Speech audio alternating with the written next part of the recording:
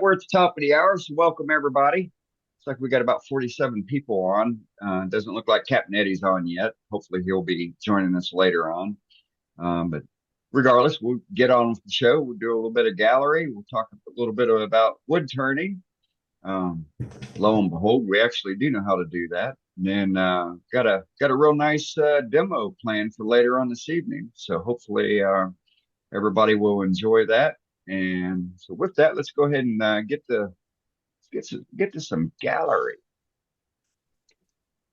Let's see what Mr. Dewey's got. Well, I've got a couple of items, and good evening, everybody. Glad everybody's here. Evening. Yes. First thing is, I'm going to turn that off. I turned a mallet, did some engraving. Big man. Cool. Nice. Ooh, wow. And put some texture on it and some finger things, and did this for a challenge for our local club for tomorrow night. And it's made out of post oak. And for those that don't know what post oak is, it's a native oak to Oklahoma that they use to make posts out of. Oh, okay.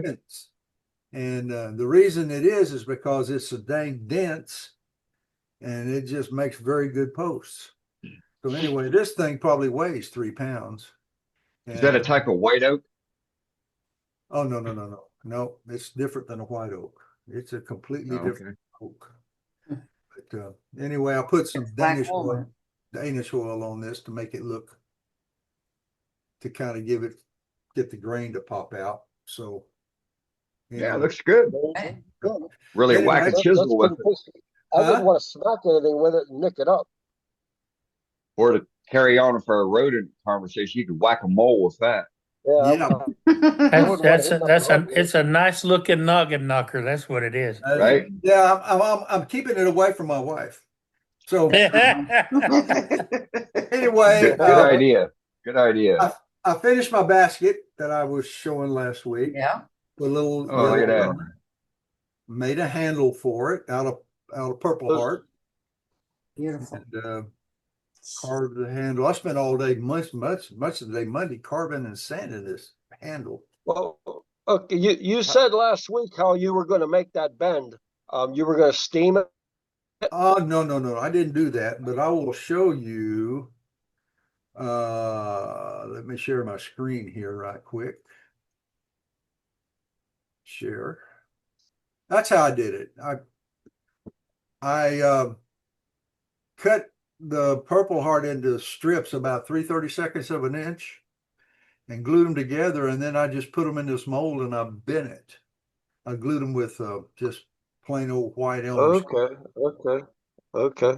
And then let it set overnight, and then it came out like that after the glue set up. So Nice. that's what I did on that. So you took your piece of wood and you went on your table saw and you made what 1/8 inch?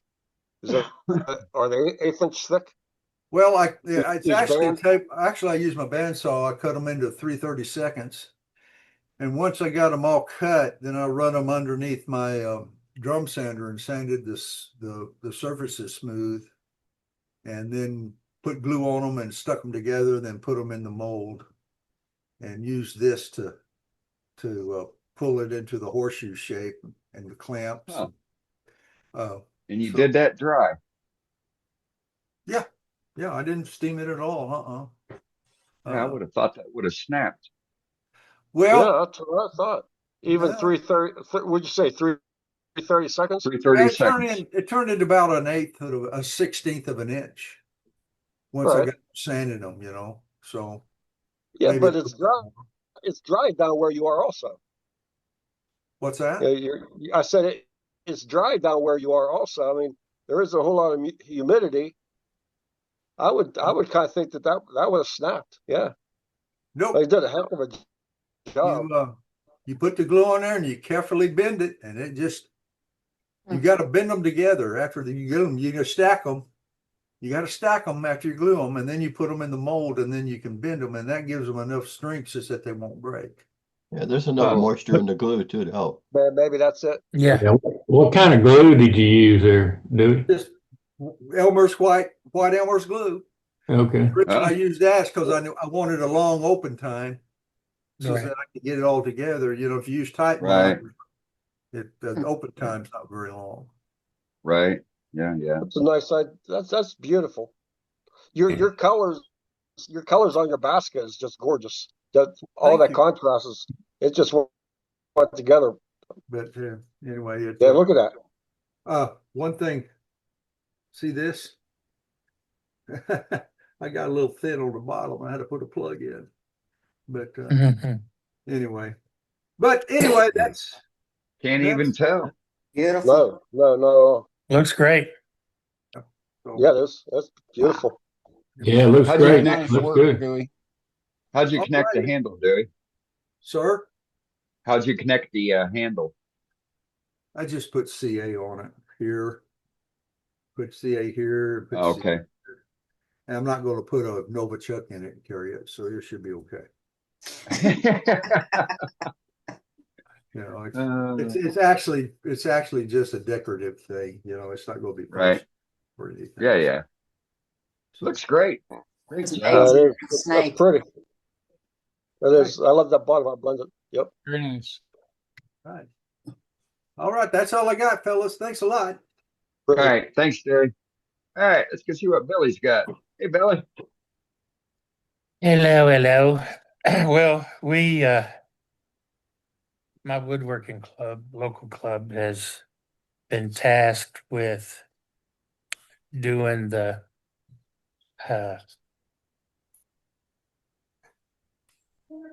I'll be right in a minute.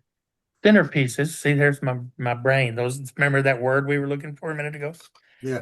Tasked making the centerpieces for the tables for Saturday night dinner at SWAT this year, and so the theme is critters. Mhm. So last week I turned a cat. I put a picture of that up. I'm gonna do another cat, do it a little bit different, and I decided to take half a bowl that a friend of mine, James Carter, he's another member of the club. He made a funnel, so we cut that bowl in half, and I decided to use it and make a little peacock. That's cute. Oh, there we go. wow. That Yeah, I turned out saw your pretty. initial post with the raw wood. That looks great, Billy. Love it. Yeah, Thanks. absolutely. So I was thinking last night. I was thinking to myself, boy, I wish I had some iridescent or sparkly blue paint. And then I remembered this morning, I do. I still have some 2-part polyurethane base coat left over from when I used to create when I would do custom die cast cars. And so I use this blue pearl, and I think it's really pretty. And once I put the clear coat on, which I can't put on till tomorrow, once I put the clear coat on, this will just really pop. And there's also pearl in that green in the back. Beautiful. That is pretty. Yeah, So I have to see it next week.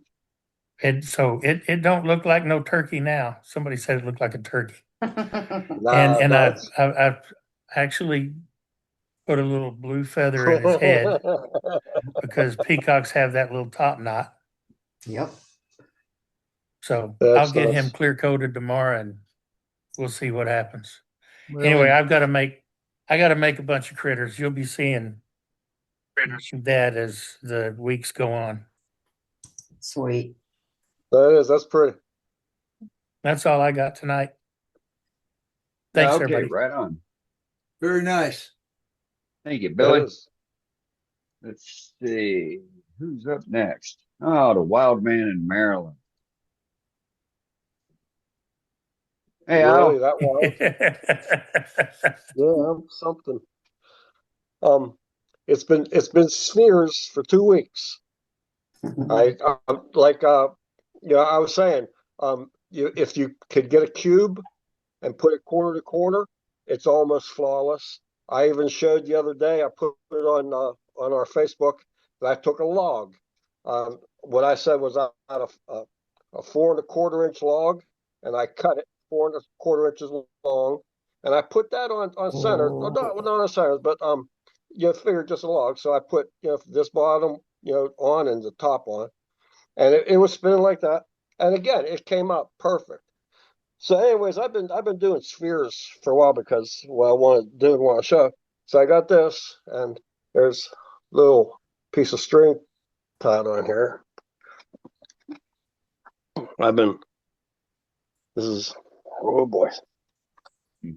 This is my new turtle buddy. Ah, there It's a pull toy. Yeah.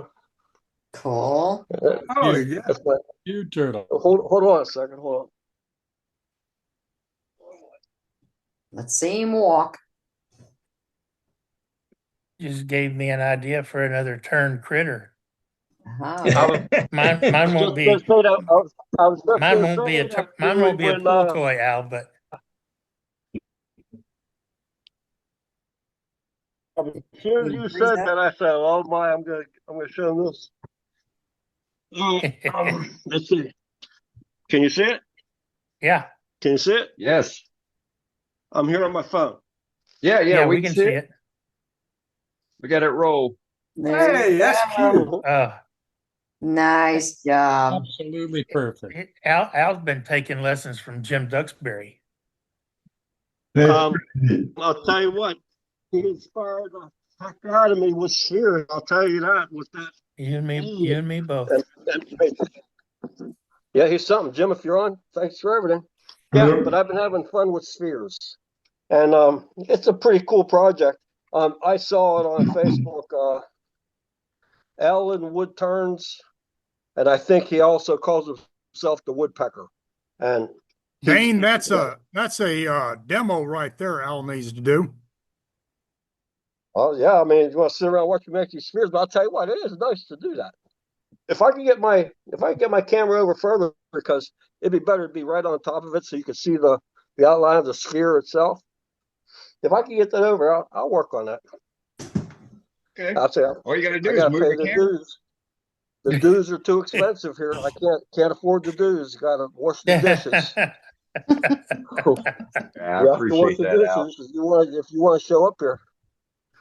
No, but anyway, that's what I have. I hope everybody has a good night and everybody be good. Nice All job, right, Al. thanks, sir. Nice job there, Al. Everybody be All good. right. Go Al, to be- Brenda. Oh, me. Okay. You. How'd that skid steer go, Brenda? Well, that was fun. That was real We- fun. We were talking about it earlier. Yep. All right. So this piece needs sanded again on the back because I tried to dye the front and got some dye on the back. But what was that guy's name that did that bowl last week? Mark And then- Wallace. Yeah, and then put the circles in it. Yep. Yeah. Mark Yeah. Wallace. Good demo. I ain't figured out how to put circles in it yet. So, but that's what this is going to be. Very cool. This is a piece of Could- red oak. I put the little swirling in the bottom of it there. I like that. Texturing. You did a nice job. You did real nice. Not bad, not bad. Now, the gentleman that was on last week, is he on? Because I'd like to ask you a question since you brought that up. Would it be okay to use a whole saw without the arbor in it? Matt, are You you can on? use Mark a whole was on. saw without the arbor, but it's going to have a Right, tendency to dance around unless Yeah. you've got it in a drill press.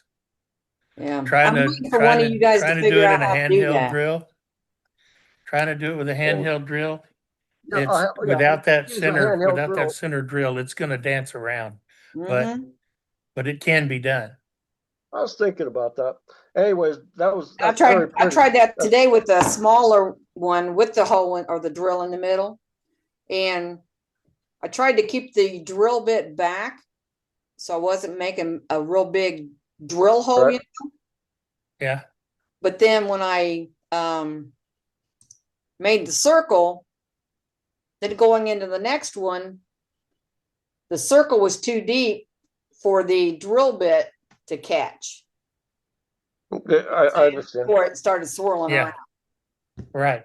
Yeah, so Remember, there was a couple of things that Mark talked about, and one of them was that you had to make sure that your surface was in contact with the whole drill mechanism. The whole, whatever you're using to make the circles with, it all needed to be in contact so that you could, you got a consistent circle. You know what I mean? Well, Yeah. again, right. So in other words, bring the hole saw right to the piece, and maybe give it a little gun with your finger on the trigger just to get started. It's going to jump right off the piece. Yeah, unless I'm you've got talking some about way a to very secure little- that I'm talking about drill. very It don't little. matter. It's going to Got to jump. do it on a Okay. drill. You have to do it on a drill press. Yeah, or unless you've have got a some way to mechanism. secure that drill. Yep. I'm waiting for one of Right. you guys to come up with a way to With do the that jig. without buying that. What was it called? Drill wizard. Drill wizard. Yeah, the Drill That- Wizard, that which I one-way found drill on wizard. Amazon for Wizard. like $130. Yeah. Yeah. I wonder what if you kept the arbor in there, if you just left that tip just a little proud, I tried that today. That didn't just work a either. little proud, just Not a gonna- little a hair. There's No. too much. Didn't work. There's too much. Yeah. Too It much didn't work. cutting surface. You can do it with a big duck's chuck and a parting tool. Duck's- You I can did make think it about anything you doing want. Duck's chuck. Yep. In And then fact, using the you could make 3 sets of interlocking rings. I might do that someday. Oh. Jim, you got another challenge on you. Yeah, I got right. it. That's That's true. exactly what I'm saying to myself. You just got another challenge, Joe. yeah. You I'm waiting know for how one of you easy- guys to figure out how to make one of them wizards, the drill wizards, so I can hold the drill to do that. I got the piece ready. I'm just waiting on you guys to make or figure out how to make the wizard. All right, hang on. It's coming. I'm gonna post a link to something It'd be. Yeah. on I YouTube. think it'd be easier to just make a duck's chuck and get after it. Yeah, You can that do actually it makes a parting lot tool. of sense. How would you drill it though? I You mean, use a parting tool. You don't drill it. You just use a parting tool. Right, it'll be Just centered. use a It'll be right on 16th center. inch parting tool. Use a 16th Or- inch thin parting tool. oh, Yep. oh.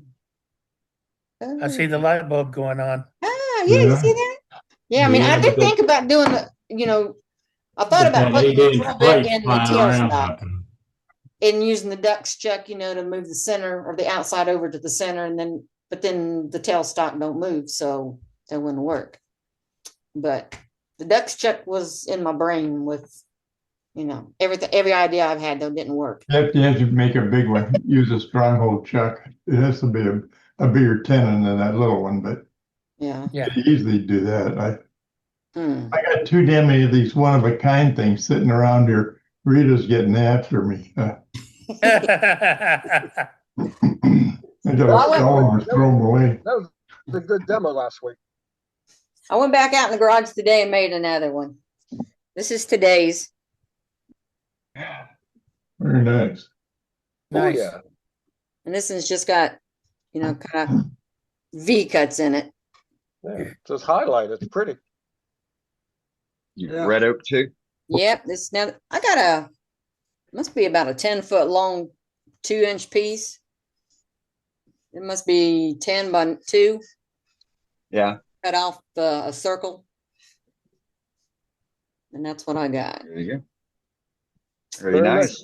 This one right here That's very pretty. right now has nothing but boiled linseed oil on it. So we're gonna add some 40-60 and then tongue oil. Shine it up. Yeah. Get it shiny. We'll see. We'll see. I don't know if I Soak it up. showed you these two or not. I think I showed you this one. But then I went out and one day I just had to turn something. So I went out and turned this one. I haven't took the bottoms Nice. off of them yet. It was very pretty. Got some pretty That's- grain. Those are pretty. What kind of Yeah, wood? that's cool I spalting. don't know. Spalted something. I'm not sure. Both of the shapes are nice, Brenda. They're pretty. Thank you. It looks like there's some feather in that one on in your right hand. This one? Oh, yeah, Yeah. there Yep. is. Yep, right here. Yep. Yep, Cool. yep. Those That's- are very nice, Brenda. I just had to go out and turn something, and so I grabbed me a log that I'd cut up and put that on there, and that's what I ended up with. So I haven't had much time to turn anything lately. Then today I got up and said, "Oh my, I've got a craft show coming up in 2 weeks." Yeah, so I gotta get making something. So that's what I got, guys. Can I show something right, that's thanks. relevant? Can I show something that's Sure. relevant right now? Sure, Matt. Okay. All right. So I posted a link in the chat to a Mike Walter video about how to make a mechanism to hold things on the lathe. And I did this piece. I'm going to share my screen. I did this piece using this mechanism. So this here, I drilled these holes with this mechanism on the lathe using the thing in the video. And I didn't quite like the way this turned, so I then did this with it. But the little video I shared is a way to hold Forstner bits and drill bits on the lathe in your tool banjo. It doesn't, you have to manage the in and out yourself. But So what is that? But it Chinese works. checkers for a blonde? How would you? Yeah. Hey, Matt, that piece was You'll understand if you watch the video. hey, Brenda. Matt, Yeah, is, that- I had forgotten that Mike Walt did that years ago, but Matt, Yeah, did you drill easy. those holes? It's easy to make. yeah. Matt, What did you was drill that? those holes where the white circles were? Yeah, it's actually metallic silver.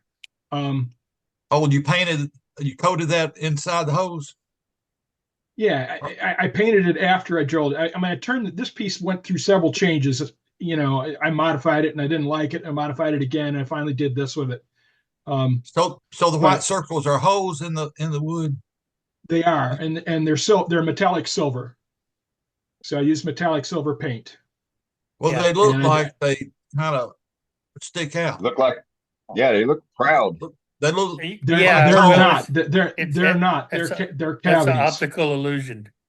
Hmm. If you look at it from one angle, it looks like they're buttons. If you look at it because you can see the shadow on the bottom right of the button, but if you look at it another way, you realize that they're actually crevices or caves. They're cavities. Yes. Yeah, that's a neat effect. The shadow Beautiful. just makes it an optical illusion. Yep.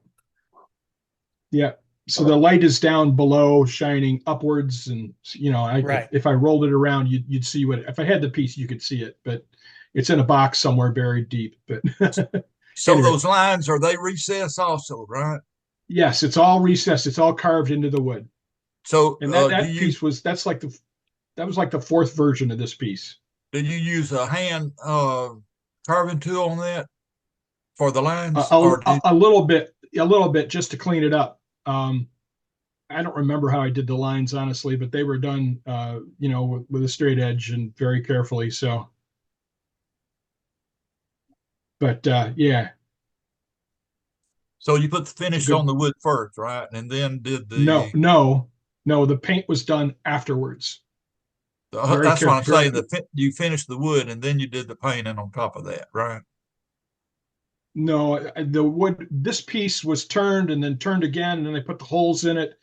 And then I didn't like, I painted the holes. I was like, all right, that needs more. So then I did the lines, and then I painted the lines. And then after all that was done, then I finished it. But I didn't What'd you finish fin- anything. What'd you I finish finished it it- with? Lacquer, spray lacquer. So you put the lacquer over the paint.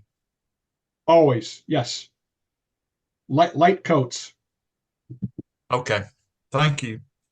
Yep. Very cool. Good info. Thanks, Matt. Thanks, Matt. Yep. Beautiful, Matt. Beautiful. Thank you. Hopefully Okay. it helps. All right, let's go. I love to- Wednesday nights. Right? Yeah, for sure. Let's go to Mr. Kingsley. Hey, Dave. Howdy. Say, Dave. Well, I We got you. started off with something. It's a big surprise. A round and brown cherry. Piece of cherry. Yeah. Nice beads. Oh, thanks. I'm Yeah, trying really. to do something different, besides my usual. And then a couple weeks ago, I did this, and it was actually had I was tapering. I tried to do something thin down toward the center, and I had a catch and blew it out. And I said, that looks a little like a flying saucer. And so I just put the cabin on the flying saucer. And this is walnut, and I haven't got a clue what this is. Yeah, that's really pretty. That's It's a pretty piece of wood, but it was an old wall clock. And right now I'm trying to debate what I want to do, put a knob on that or a finial or what. I don't know. Well, that's kind of cool the way it is. Yeah. And then I had a day where I had nothing planned that I had to do, so I decided I'd spend the whole day in the shop. And I experimented with putting on the burned ring with a popsicle stick. There you go. It worked really well. And this is just a piece of oak I had laying around. It still has the tenon on it. That's good. Toothpicks, coffee stir sticks. And the grain doesn't match because basically this was like this in the wood in the original piece. So the grain doesn't match, but it was just something that I'll keep around to throw stuff in on my desk, I guess. There you go. Nothing wrong with that. Nice. But that was it for this week. All right. Fun week. Cool, Dave. Kind of like fishing, bad days fishing is always better than a good days at work. Yes, there's no such thing as a bad day fishing, Right? at least in my experience. Yeah. All right, let's go to Sheila. We got you. Okay. I've got this thing that I tried to do the 3-sided twisty thing on, Oh, but Cool. it's not straight.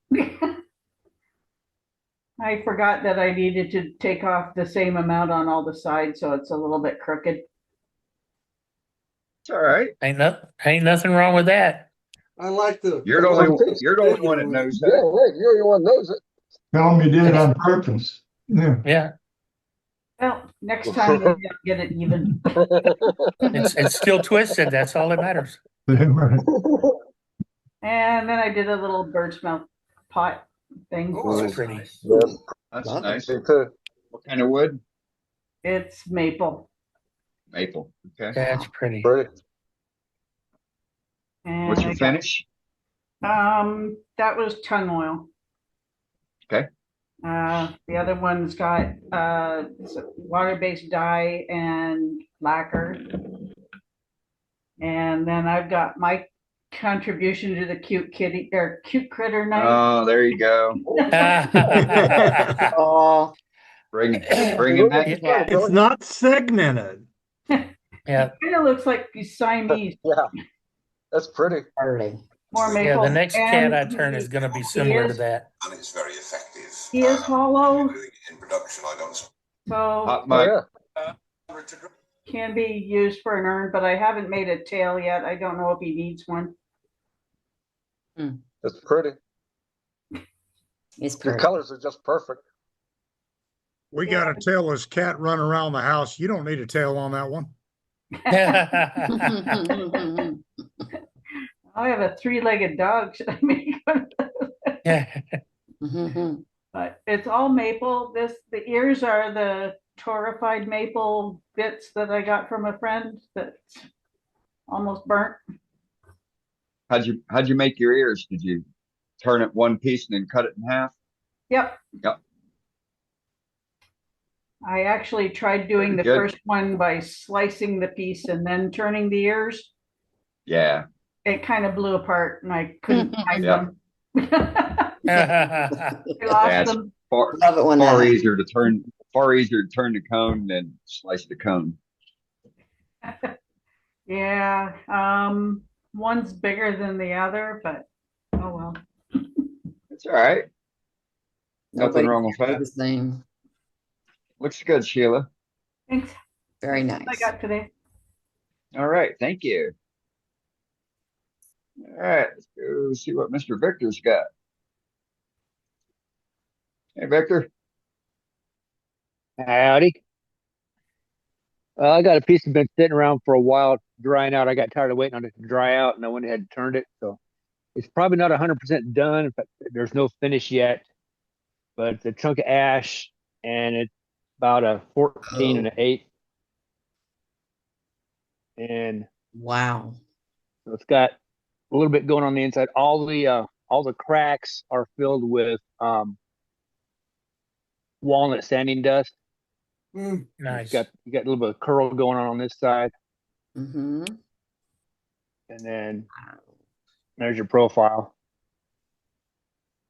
Pretty. And on the outside here, that's where a branch was.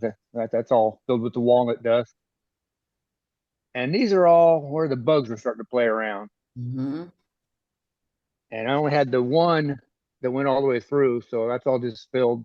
All I do with those is just put CA in them to stabilize them. Mm-hmm. And I haven't decided if I'm going to turn that base into feet or leave it as it is. I'm going to let it sit for a while, see how much it warps. Wow. And go from there. But yeah, it's all, like I said, all these cracks, that's walnut dust in there. That's nice. So just a big old chunk of ash. Huge. Nice Cool. touch. Very nice. Wow. Nice. And the rim is right at a half an inch. And everything else I have right now is packed up for craft shows. So What that's finish all I did got you for put on? today. What finish did you Nice. put on? There is no finish on it right now. Right now it just has a sanding paste from Brad's Workbench. Oh, okay. So I've got We look. I had a tool mark in here that I didn't see from my working angle, so I had to sand that out. And I've noticed I still have some more light scratches around the curve here that I don't like, so I'm going to get those out and then I'll finish it with some tongue honey. There you go. Wow. It'll look good. We look forward to seeing the final version of it. Yeah, like I said, I'm going to let it sit for get the sanding marks out and let it sit for a while and see what it does. Yep. Right. Yeah, it'll be 'Cause fine. the center was still running a good 15 to 18%. So Yeah. Yeah, it'll do good for you. Very pretty. All right, thank you, sir. that's All right, let's all I got. Thanks. let's go to Mr. Clayton. We have a new person amongst ourselves tonight, so Nice. wholeheartedly welcome from the group, Clayton. Glad you Welcome. took time out of Welcome, your Clayton. schedule to Hello, Thank to you. join us. And fun. you know, if you can give us a brief highlight of your turning experience, and then we can get on with what you got to show for us. Sure. So I've been interested in turning for about, I don't know, 7 years, but I've been taking Outstanding. it really seriously about the last 3. Great. I've gotten a chance to train. I went to John C. Campbell in North Carolina, and last year I actually went back to assistant teach. This year at SWAT, I'm going to be one of the regional demonstrators. So Nice. Cool. that one's going to be a really fun experience. Outstanding. Wow. Well, welcome to the group. Thank you. Yeah, Okay. really. You're going to have a lot of fun here.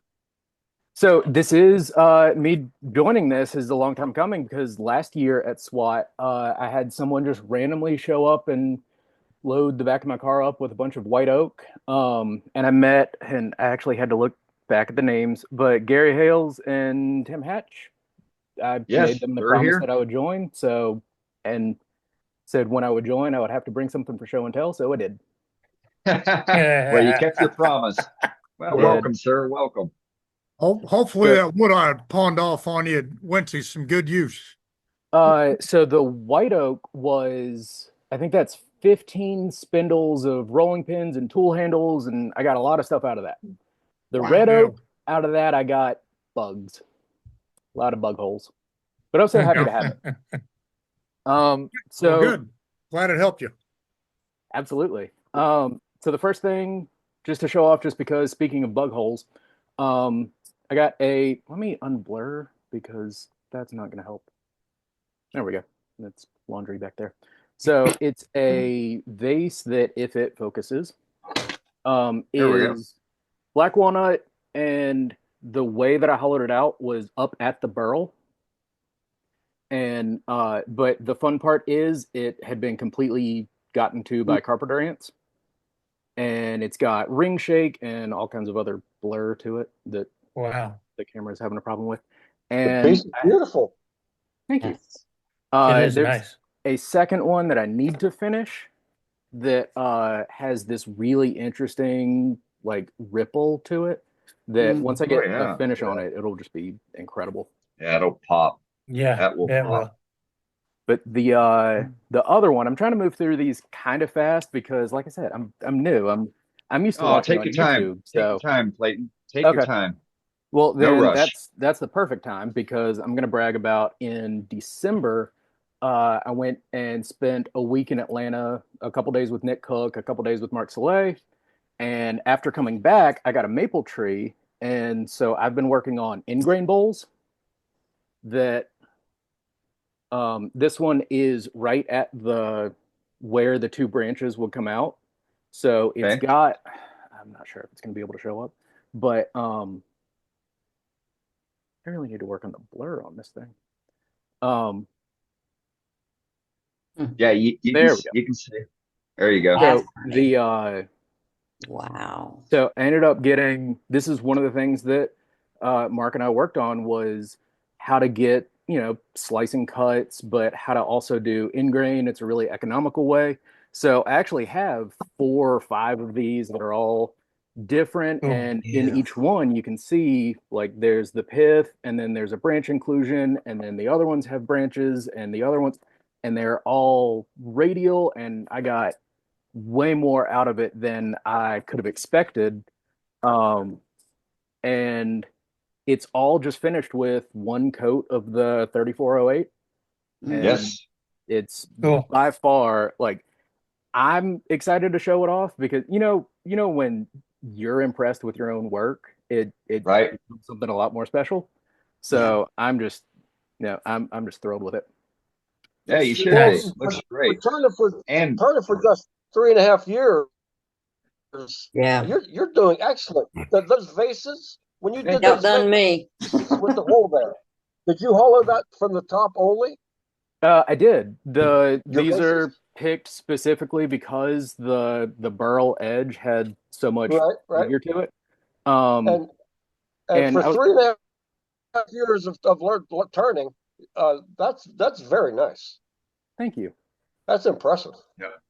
I appreciate that. I have Good. really good teachers. I'm part of the Magnolia Woodturners in Mississippi. So if you're familiar with Sammy Long, he's Yes. kind of taken me under his wing, and Yep. I Oh, appreciate nice. Good.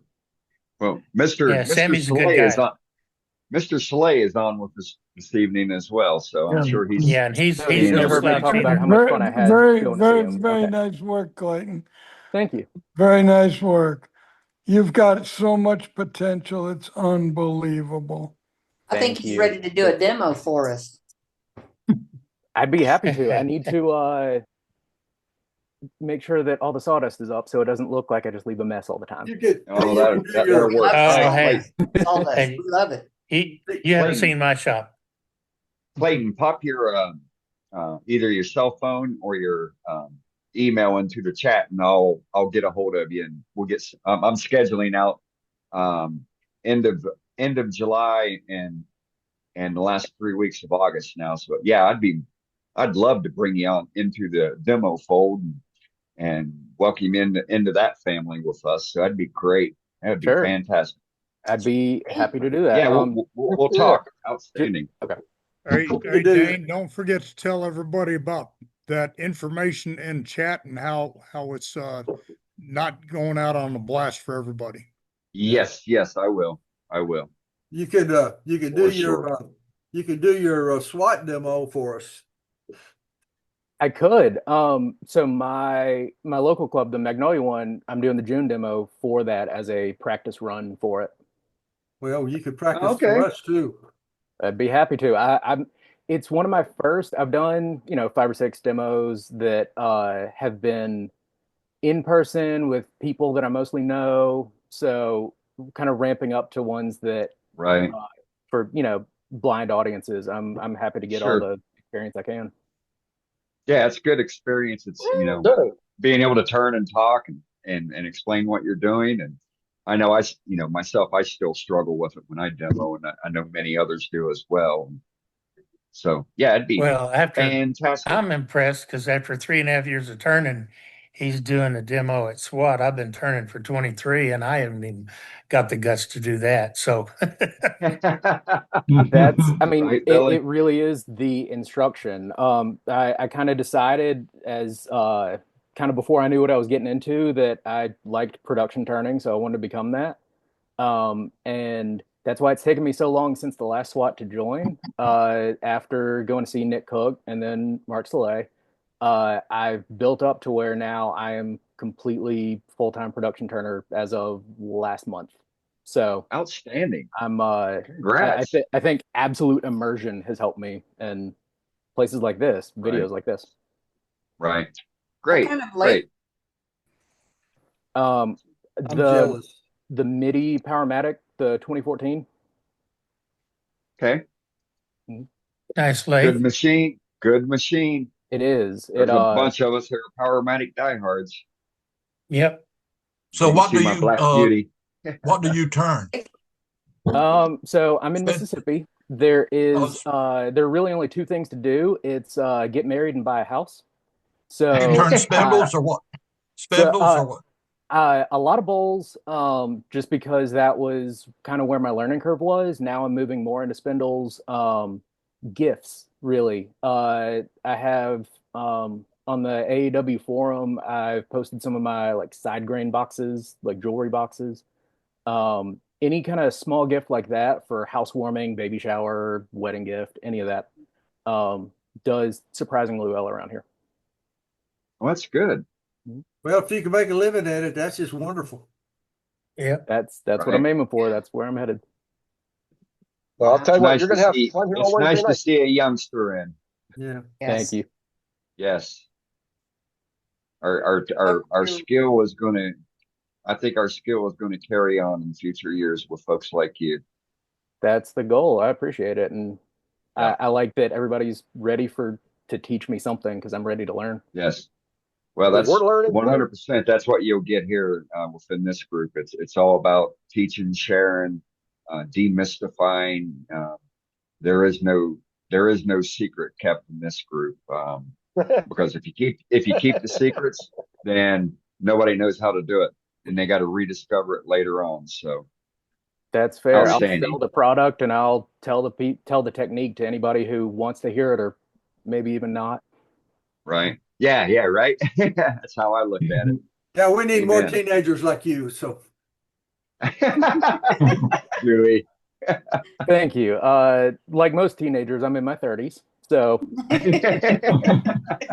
don't look a day over 21. Right. oh, thank you. Do I need to show you my ID for that or No, you're No, in a but- safe zone here, so no worries there. Yeah. I am finally out of all marketing brackets though. I now get to select 35 and up. So I feel like I've fully graduated that. Yes, yeah. You made it to the 3rd floor. So you getting spam calls on your cell phone yet? It's gotten to be text. Text will get me. I got one today that said, "I hope you're having a good day," and I almost responded to it. Right. Yeah. Yeah. They're good about it. All right, sir. We appreciate you stepping up here. Not only announcing yourself, showing off some beautiful, fantastic work, letting us know that you're going to that you're going to be at SWAT, where there's a myriad of folks within this group that go to SWAT each year. So, so we support that. And then I'm going to definitely get you brought into the demo fold. I'll get in touch with you shortly once I get your digits. Yes. And we'll go from there. And other than that, every week, same time, we're here. Hey, Clayton, what group are you associated with? The Magnolia Woodturners. Okay. All right. It's right outside Jackson, Mississippi. Yeah. Yep. Know it well. Welcome to the You've been club. told man. about Level Up Thank too, you. right? Yep. I'll do a little spurt on Level Up right before the demo. Okay. Sounds good. Welcome, Clayton. Looking forward to seeing you at SWAT. Thank Right, you. I look absolutely. forward to you Level too. up. Absolutely. Welcome aboard. All right. Sounds good. Thank All you. right. Let's go to New Mexico and see what Mr. Davis has got for us. Hey, Ray. Hey, how you doing? Can't wait to see this segmented piece. Well, let's see. I've got a new computer here, and I'm having a little trouble with it, but I hope it's working. Can you hear me okay? Oh Yes. Yeah, we hear you. Yeah. Okay, great. Hear you and see you just fine. Well, I'm fine. And I'm banana. my usual, I'm doing Keys. segmented. Wow. Good Lord. Very nice, Ray. Look at that. Wow. Good. I don't have the patience for that. Oh, man. That's beautiful. Ray's got That the is- patience of Job, I tell you. Well, How this much has taken time me do about you a spend? month and a half to accomplish. It's 35 rows high, and it's got 2,510 pieces in it. Whoa. Now, And how many there's, pieces per ring? there's 72 pieces per ring on it. Per ring. Wow. How we It's got a talked about bunch it of- last week. I'm sorry, how we It's got talked about last week. Wingate and I'm sorry. maple and bloodwood, purple heart, cherry, yellow heart, and Osage orange to give that that look. So Wow. there's no paint on it anywhere then, or any coloring at all. It's all No, natural. it's all natural woods. Wow. Got a floating bottom? Pardon? Does it have a floating bottom? No, I don't. That's a solid piece. Okay. That's great. That is that's just outstanding. Mind blowing. Could you guys explain what that means by floating bottom? Yeah. Basically, if you mainly I use a floating bottom. If I use a segment, do segments here, Right. then it can tend to crack a little bit. And so with a floating bottom on the inside, you usually go down in there and then put a piece of wood in there and then just tack it on the corners. So if there is any movement, it doesn't break the base on it. Mm-mm. But this is very dry, Wingate, and I've never had any problem with it splitting, only getting splinters in my fingers. Oh yeah, Wingate's horrible about Oh, that. terrible. Yeah. Okay. What is the measurements of them little tiny pieces? Pardon? What is the measurements of the little pieces? Well, as you can see at the bottom, it's very small. And of course, as you go up, the width or the cut width increases, and as you go on up. Now, the top ring is a solid ring, and there's also 72 pieces in that. The top You ring is can- you 75 can see. pieces? Pardon? 72, yeah. Yeah, there's 72 pieces that I have to put together with no Is space your in between. is your ring thickness 1/4 of an inch? It looks like maybe, Ray. 0.15. Oh, That top ring's not one solid piece. Pardon? That top ring is not one solid piece? No, it's 72 Oh my segments. God. 72 segments. Oh my God. So, hey, Ray, I want to ask you a question. okay, like how we started talking a little bit last week about the different designs. Okay, so where your fingers are right now, okay. Now, okay, you had a design, so you went 1, 2, 3, and then a different color, then a different color, and then 1, 2, 3, and then another color. I see what you got 3 colors there. Okay, so where did you get this in your mind, Four. or where did you get this design Well, that you you're can, going to do? Okay, you have. this is how you start. No. Now, as you have, Okay, so okay, You can draw that up on graph paper. There are programs that'll Right. do it for you. I have a program that does this for me. But this would be your layers going up and then your numbers going across to 72. Right. And that's the design that I come up with. Now, I did copy this from Tom Lohman, and he does all kinds of this stuff and makes me look like an amateur. But Oh my God. I'm trying. So yeah, I wanted to ask that question. I mean, it's amazing. You know how you do it. I mean, do you ever get 1 or 2 mixed up? On this particular bowl, I was up about 4 rows, and I noticed I had an error in there. I cut them off, all started over. Oh boy. And so that's the reason I can do 2, 3 rows a day if I really have the time. But this has been going on for about a month and a half. That's the reason I don't get on very often. Hey, how do you cut your segments? I use a bowl gouge for the most of them. No, I mean, okay. I mean, you cut Oh, them, how do I cut them cut out. them? Yeah. Right. Okay, Use a chop saw I or cut your all mine on a table saw. yeah. Table saw. Okay. Yeah, I have an 80 tooth blade that I make sure is really sharp, and I use a wedgie sled to cut all of them. And I cut them 1 row at a time and put them on, make sure that that's right before I go to the next row or cut the next row. Because basically you're changing almost every row in the cut length and everything on it. Well, do you sand them any at all after you cut them? No, I don't. Okay. What I do is they do have little slivers on them coming off the saw.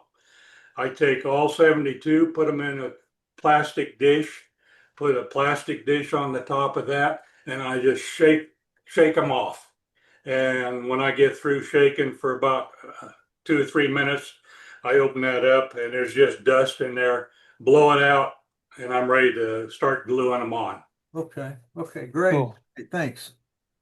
So in other words, every line, every row that you make, you know for a fact there's going to be so many colors of this. There's going to be so many colors of this. There's going to be so many colors of this.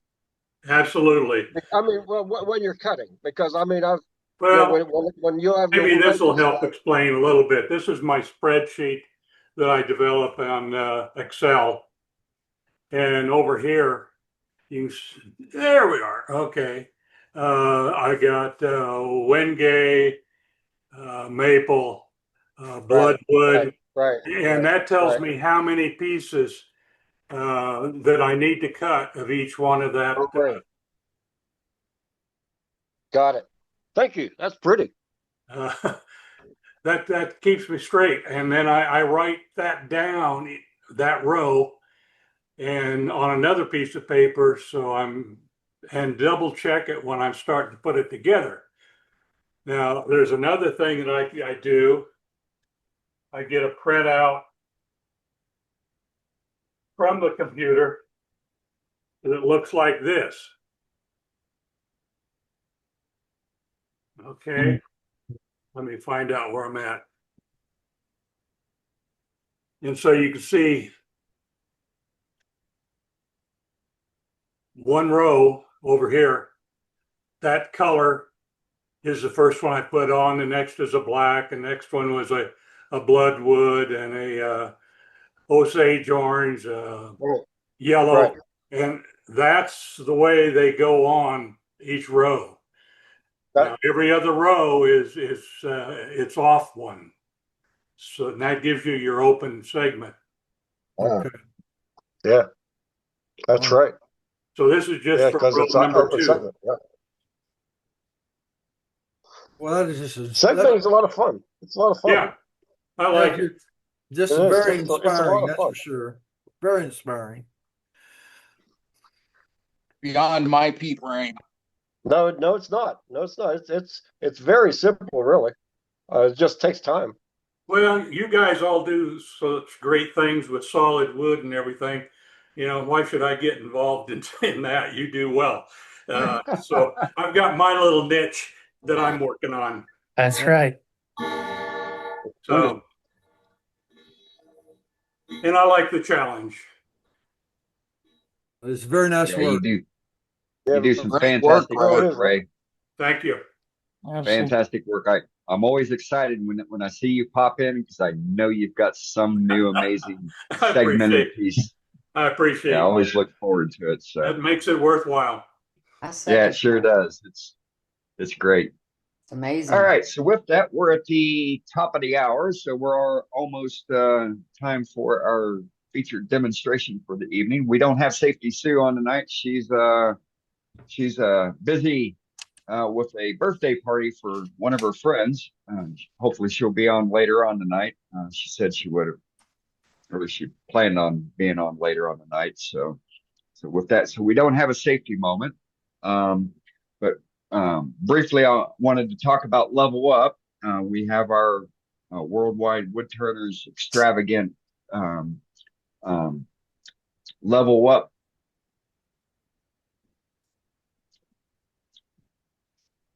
fun thing that we're going to be doing in September 17th to the 20th of 2026. We had a planning meeting yesterday. The guys and the gals that were part of that got some more information. Everything is coming together really good. Keep a lookout on the website, on the YouTube channel. Then of course Captain Eddie, he's doing all kinds of promos for it with the various coaches. It's going to be quite the extravaganza that we'll be putting on, and definitely hoping there's going to be a lot of people, here within the group that's going to be coming, along with quite a few folks from the outside of our group. So it's going to be an event.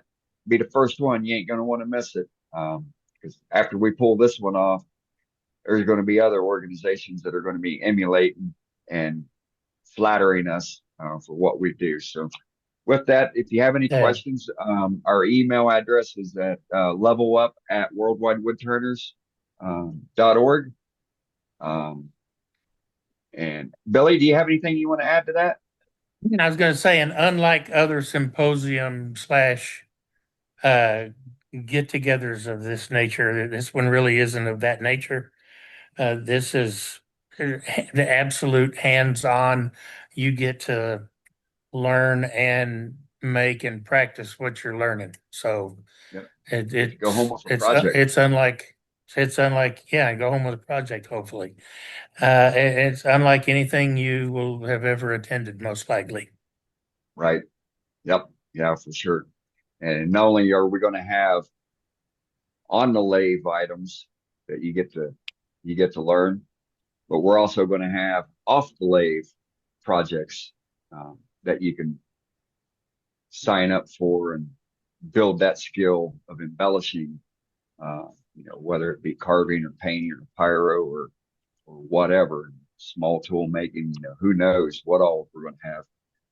And we do have a Level Up tab on the web page. You click on, go to the web page, worldwidewoodturners.org.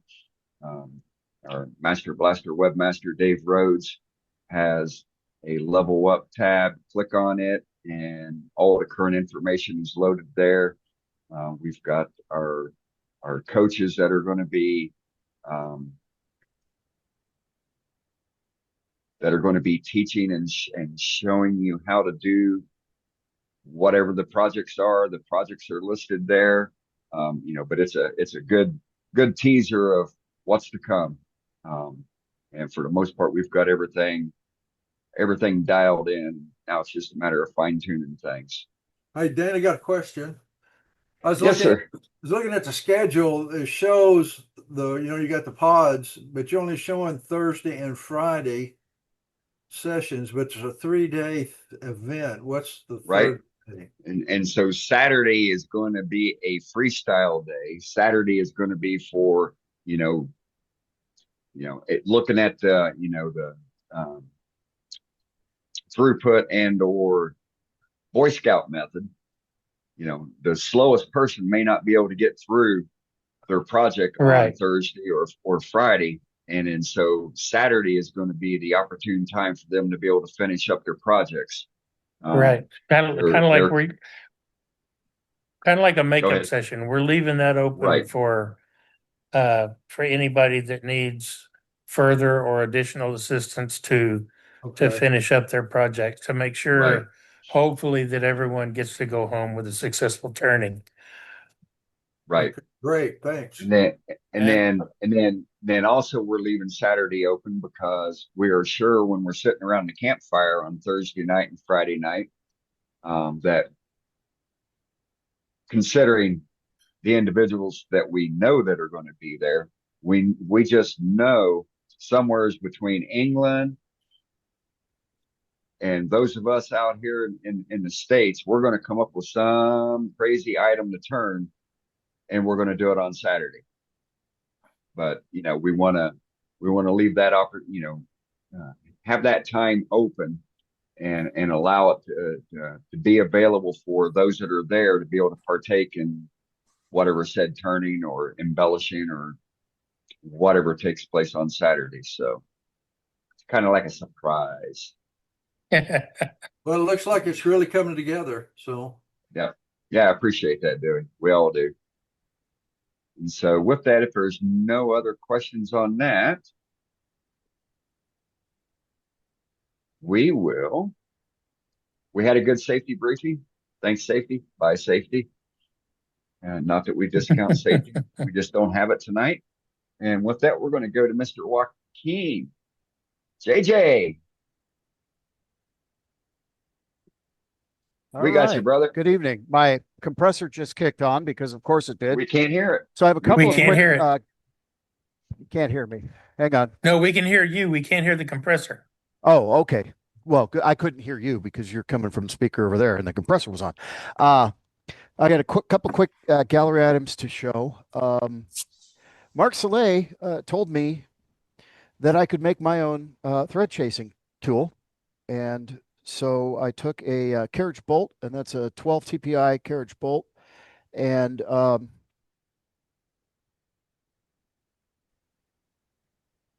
some focus here, and cut it in half. Cut it in half. That looks like a thread chaser. Yep. Yeah. Now, I think 12 TPI is a little bit small for first time trying to teach myself how to chase threads. That was the best attempt I got on the outside, and the inside went easier. I'm not sure why, but I'm going to grab an 8 TPI bolt and cut another tool and see if I can do a little better with a larger thread. But for just trying it for the first time ever today, I did okay. Yeah, a lot of practice to go. 16 might be optimal. 16 or a 3/4 by 10, or a 3/4 by 10.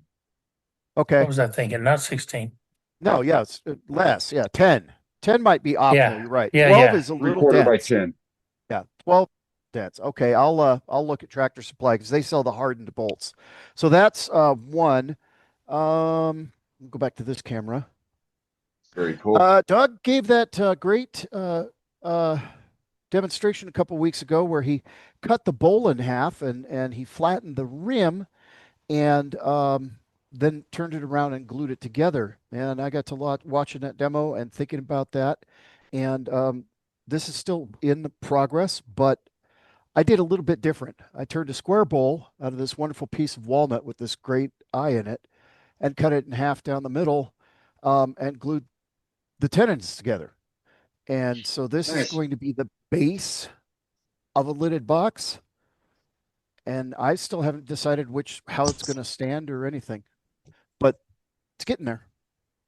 If nothing else, it's just a really, really cool artsy fartsy piece. Right. Right. Yeah. But I think Yeah. I'm going to get a brass rod and bring it I think I'm going to bring a brass rod out from the center out this way and then suspend a box from it or something. We're working on it. We'll see. But that's not what we're here to talk about tonight. Tonight, what we're going to do is we're going to turn a live edge bowl. So we're going to have a real quick discussion about what wood to use and when to cut the wood and why. And then we're going to get into the bowl. So I've got some sour wood that I got from Victor Todd. This was cut in the late fall or winter. And you can see that the bark is adhered very tight to the wood. Even on the side that split a little bit, the bark is still nice and close. If you cut in the spring or summer when the water's coming back up into the log, you get this. And that just comes right off. So when the tree was cut is very important if you want to work with live edge pieces that include the bark. Live edge, I like Phil Anderson's discussion about live edge versus natural edge. Live edge, Phil says, means that the bark's there just like when the tree was alive. Natural edge means the bark didn't stay, but you've got the actual edge of the log underneath it. So furniture makers call what we call a natural edge piece a live edge, but they have to take the bark off. Our intent is to keep the bark on. One thing I learned from Bart Connors is drill a hole for your center and start between centers. And there's two reasons why. First of all, if you drill down a little bit bigger than your drive center, and about a 3/8 of an inch deep at least, if something happens and it comes loose, it's going to catch the wood because the center's down inside of it, so it's not going to fly off the lathe. Now, I have actual center marked, and it's balanced pretty well. But another reason to drill that hole is because depending, as we start to round this, depending on how it looks, you can see that the log was a little bit odd shaped. This was where the pith was. I have the other half minus pith right here. So you can see it was kind of an oblong or almost an egg shape, really. And it just was a little bit of a different shape. Actually, it goes this way. It was just a little bit of a different shape because the pith was off center. So I'm not going to be able to get a dead center grain cross necessarily unless I change where I put my marked center. So I marked from corner to corner, then I marked mathematically. And mathematically, this is center. From corner to corner, this is center. That's a little bit of the pith that had a little bow in it, even though this was a very straight little section. You can see the grain is pretty straight.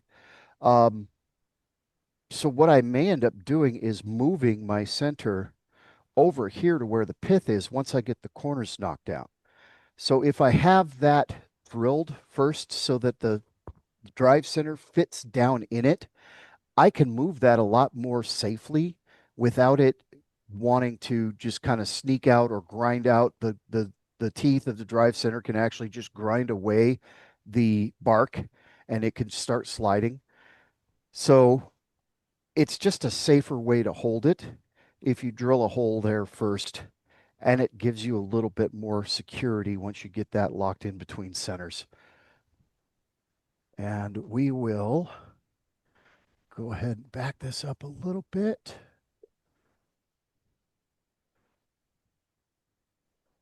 And we'll start rounding.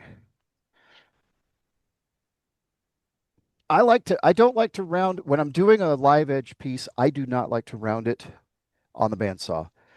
There's just more chance. The more I treat this before I put it on the lathe, there's more chance that I knock the bark loose. So I prefer to turn that round, and we may end up, depending on how the bark, I think this bark's going to hold pretty well. If the bark starts slipping, we might cut backwards. We might cut from bark side towards the center rather than cutting from the center out. That's another thing to think about when you're doing a live edge piece is will turning it peel the bark or not. This is pretty well adhered, so I think we have a very good chance of it staying on.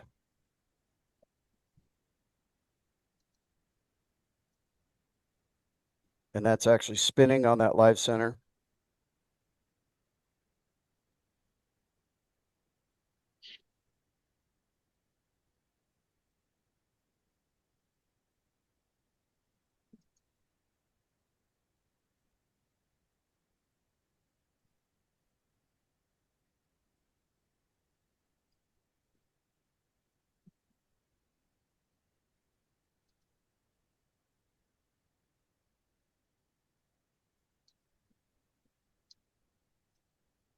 All right, so we want to just knock the corners off and check.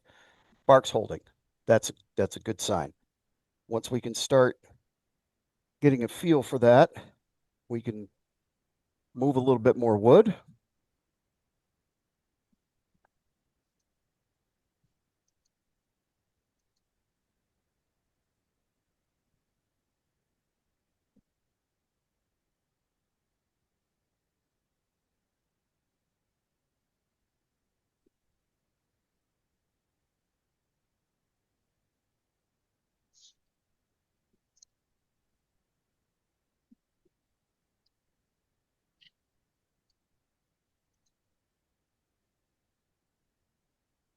So the reason you want the tree to be cut down in the fall or winter is because the sap drops down out of the main body of the tree. The tree is not actively growing. That's where we get growth rings in the spring. The sap rises up into the tree, and the bark actually starts to get looser to make room so that the tree can grow another ring. So it's important to know when the tree was felled if you want to do a live edge piece. At least out here on the East Coast. I can't speak for mesquite. That stuff's dry all the time. It follows the same principle. Does it? Okay. Yeah. All right. We're getting a little tiny bit of torn grain on this edge. But I believe the reason that's happening is because of that weird shape of the log. And we're actually, if you look at the way the rings are, here we're coming cross grain into this. So here's the rings and we're kind of coming cross grain, but here we're starting to actually come back at the same direction of the grain.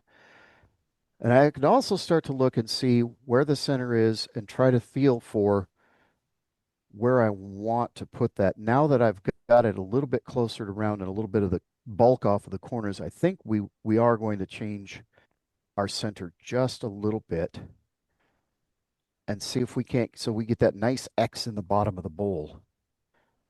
So that seems like it's not a lot. I only moved it over 1/4 of an inch, but that's actually pretty radical. So slow your lathe down because it's not going to balance. And get it back. Got a little bit of a shimmy.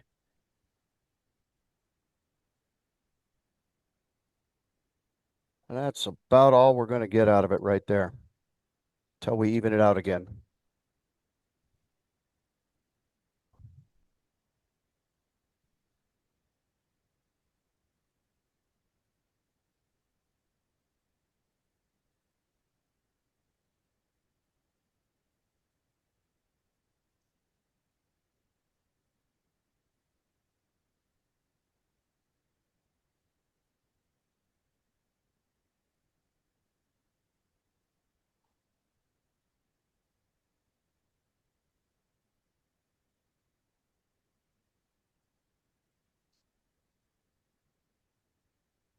You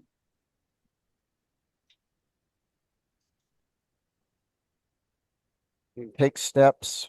You feel like you're taking too big of bites. Step back a little bit. We're really not moving very fast yet.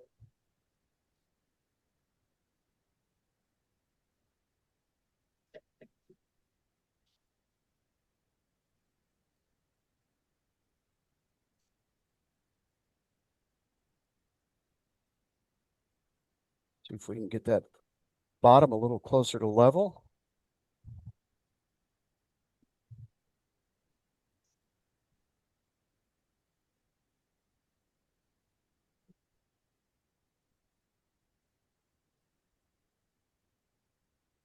There we go. A bit of a draw cut there.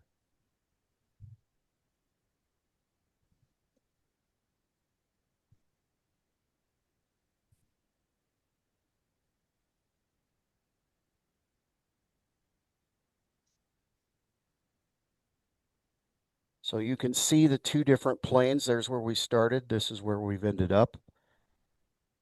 I think I'm going to like that better.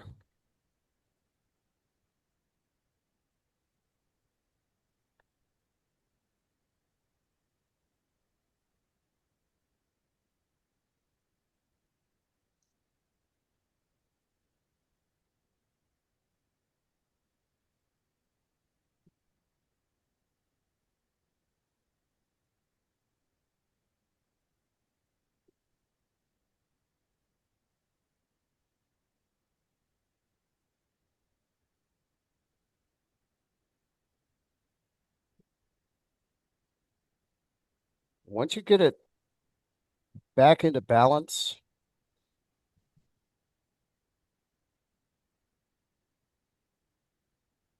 you can speed it up a little. But patience is really the key right at this stage.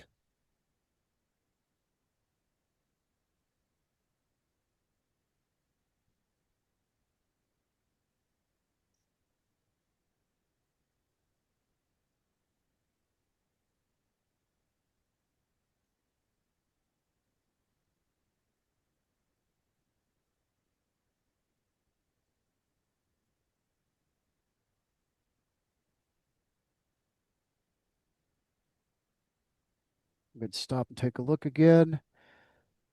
And repositioning it is actually getting us better cuts here. We've still got a little torn grain, but we'll deal with that. We'll deal with that as soon as we get this to true round. We're going to move a little bit faster. I think I do like that better, and we're going to get very close to having the center where it crosses grains dead center. We'll be very close.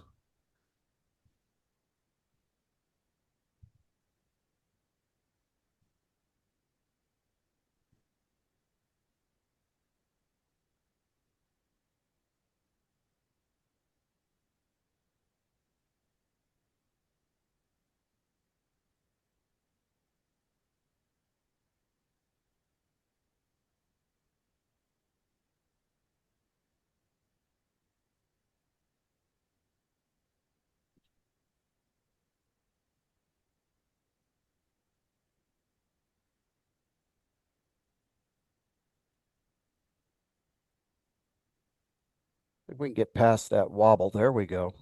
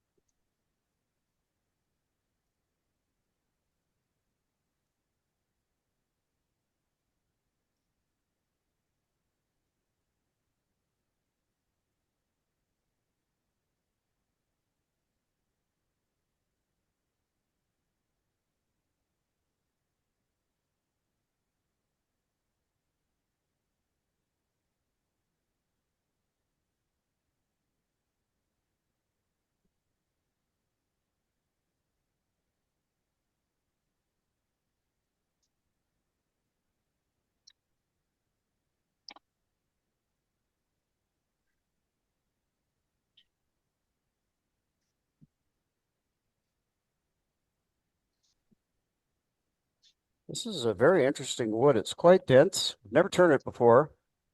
It smells like green apples. Yeah, imagine that. And this is a What pretty kind of dry wood? piece. It's not very, it's, I wouldn't say fully dry, but it's definitely not green. What kind of wood is it again? Say again? What kind of wood is it again? Sourwood. Sourwood. Sourwood. Huh. I'd honestly never heard of it until Victor gave me this chunk. I might have to go back and steal more from him.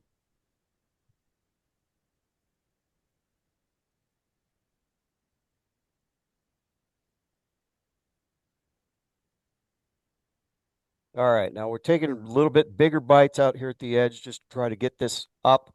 We have this crack here, and we have what looks to be a little bit of ring shake. I don't know that that's, I think we turned most of that away. That might have been more of a radiant crack, and we turned most of it away. So we're going to keep an eye on those, but I honestly believe by the time this is fully round, this crack will be almost gone. This one will probably be gone. We'll deal with that once we get this closer to fully round. To Yeah, that that end, bark looks like sassafras. it does a little. This is definitely not sassafras. Right. Yeah, yeah, for sure. Yeah, it doesn't smell like apples, that's for sure. Yeah.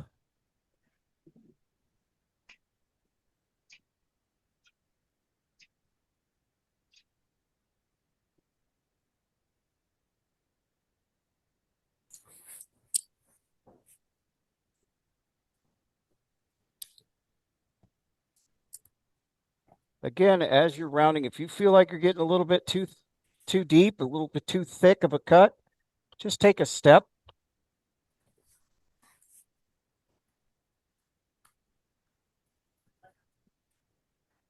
And out here where I'm turning mostly air, that cut will a lot of times just naturally get a little bit deeper, but you're turning mostly air, so it doesn't have the same effect as if you're trying to really dig in through solid wood.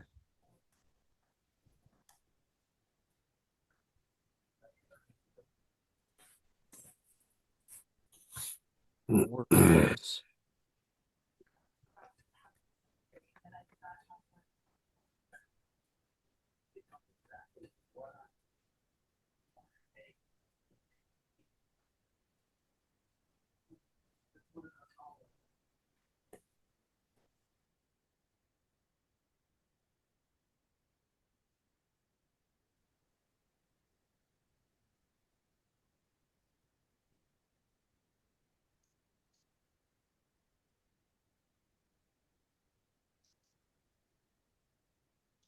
All right, we're almost completely round.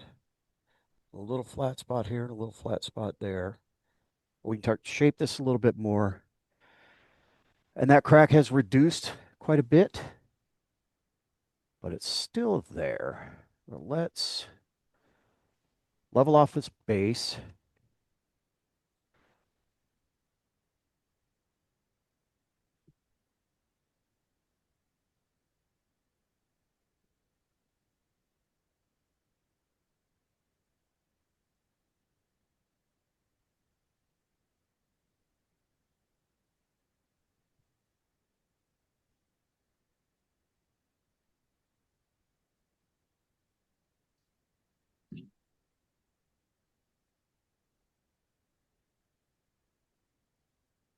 Almost level.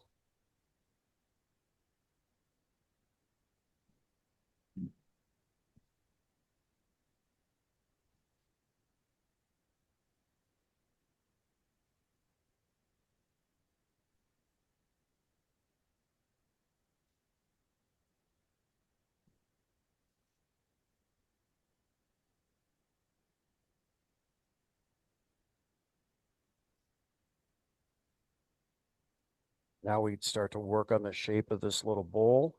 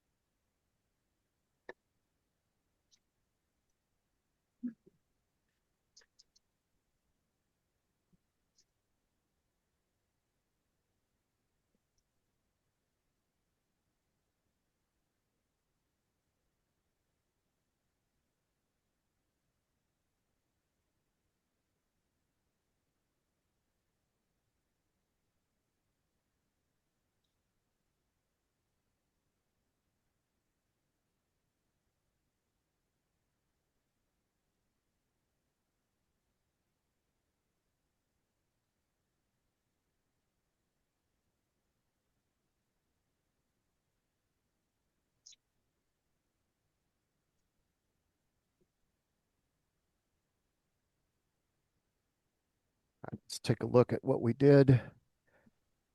All right, we still seeing that crack. That one's almost gone. So that was not ring shake. But I still want a narrower base, and I'm still not quite flat and even on the bottom. We definitely want to have a flat base here so that we know where the shape of the bowl is going to end.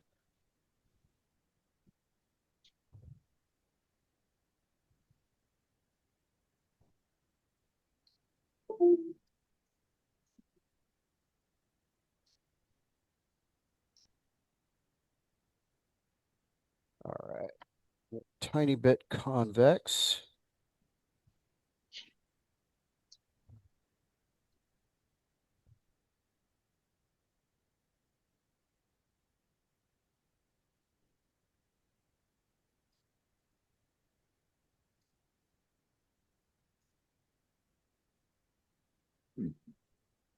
Okay, now we've got a nice even base.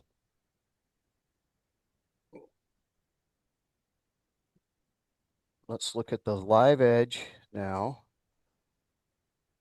Now, what we've created by moving the center is a low side and a high side. So the decision needs to be made. Do I want those sides even? That would look like this. But what that sacrifices is the grain in the center of the bowl. Personally, I'm not opposed to a low side and a high side. It gives, in my opinion, it gives the piece a front. If you're looking at it, this would be the front of the piece, and the back, and it gives a piece direction. It gives it flow. I'm what I okay like. with that. Yeah, That's I'm what I okay like. with that. I that's personal. That is personal preference, but I think that actually makes a piece speak a little bit more if it Right. kind of has a direction to it. So we're going to keep it that way. But again, we're dealing with some cracks here, some of those radiant cracks. You can see they're getting less.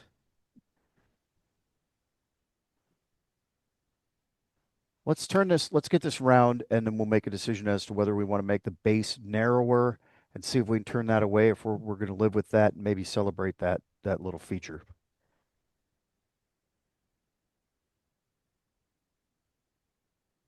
We're pretty well in balance now.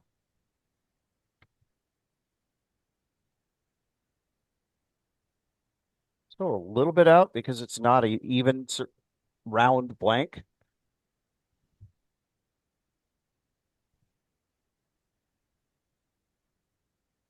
But we can at least get up a little bit more speed so that we have cleaner cuts.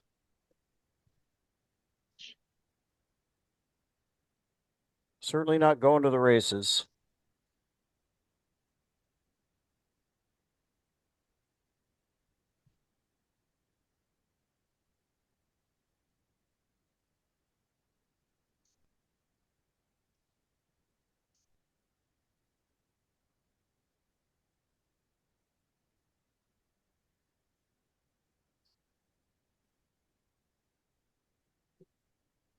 We've got a little, is that loose bark? There's a little tiny bit of loose bark. But our torn grain problem is not much of a problem, except on these cracks. So there's two ways we can fix that. The first is with the 80 grit bowl gouge, or we can come back to about this far down the piece of wood from the wrong direction. We're going to try that. And a way to pick that cut up is rub the bevel, come back, rubbing the bevel until you're clear, and then turn that gouge in slightly and pick up that cut. You have to watch the shadow. You cannot look at the tool and see that cut. You have got to watch the shadow.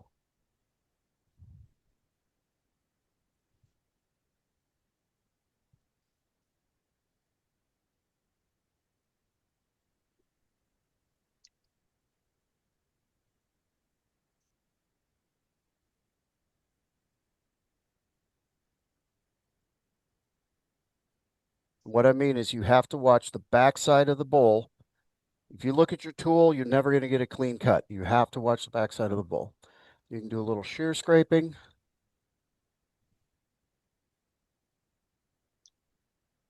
Stop the lathe and look. And that did, in fact, clean that up quite a bit. And that's probably all the further we want to go with that particular cut. We have a little bit of a tool mark here. We'll shear scrape that.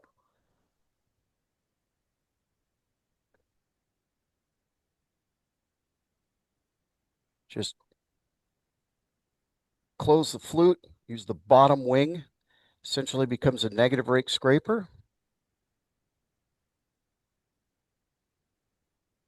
And again, watch the shadow.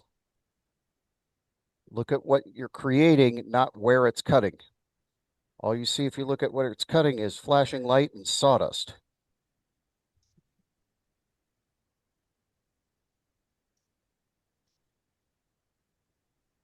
Clean that up pretty nice. Now we can come back and meet that from this side. I would say that this grain is denser than cherry. Pretty nice.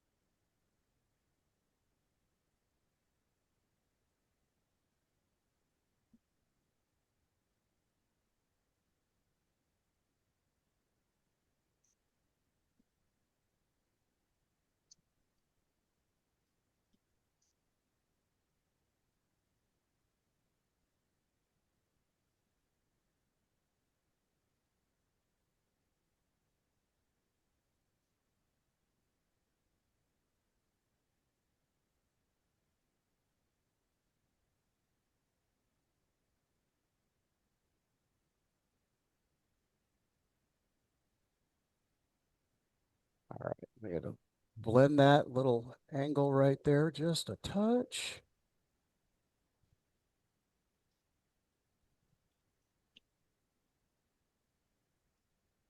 We'll come back and do a little bit more negative rake scraping or shear scraping. And we should blend that nicely. The stuff cuts really nice. I might have to come visit you and steal some more, Victor. He said you could have as much as you wanted, JJ. I got a buddy who has a trailer I can borrow. Just saying.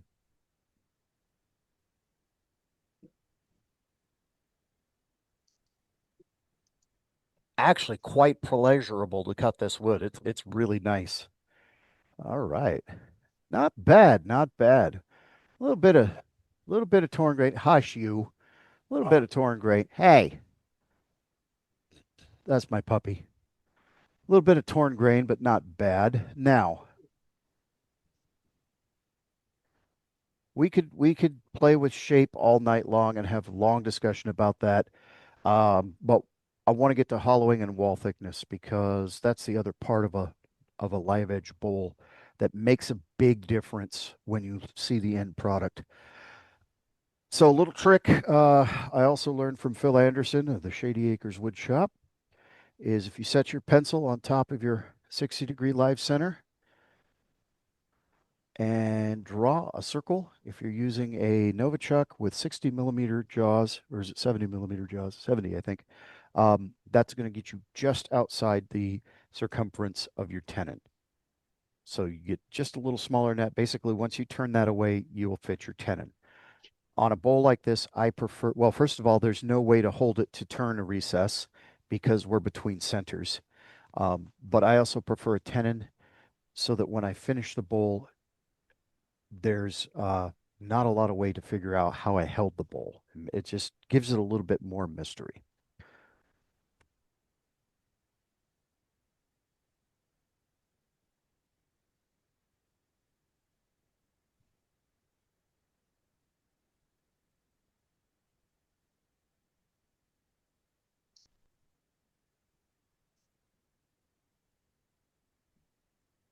So we just turned that away, and now we will create a dovetail with a little 3/8 inch spindle gouge.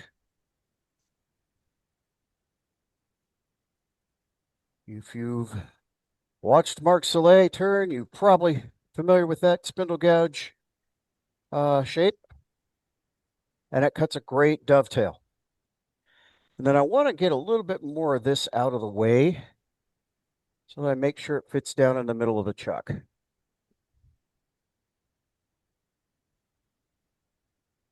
But I want to keep my center. When we finish the bottom of the bowl, that becomes important.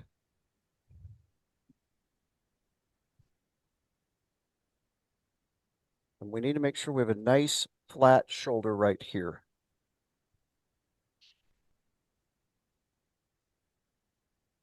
There we go. That should do us.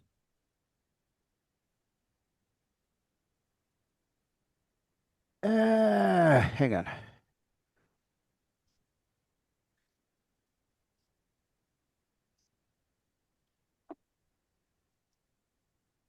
There we go. Had a little bit of a roundness in the base of that. We don't want that. We'll go ahead and put this on a chuck.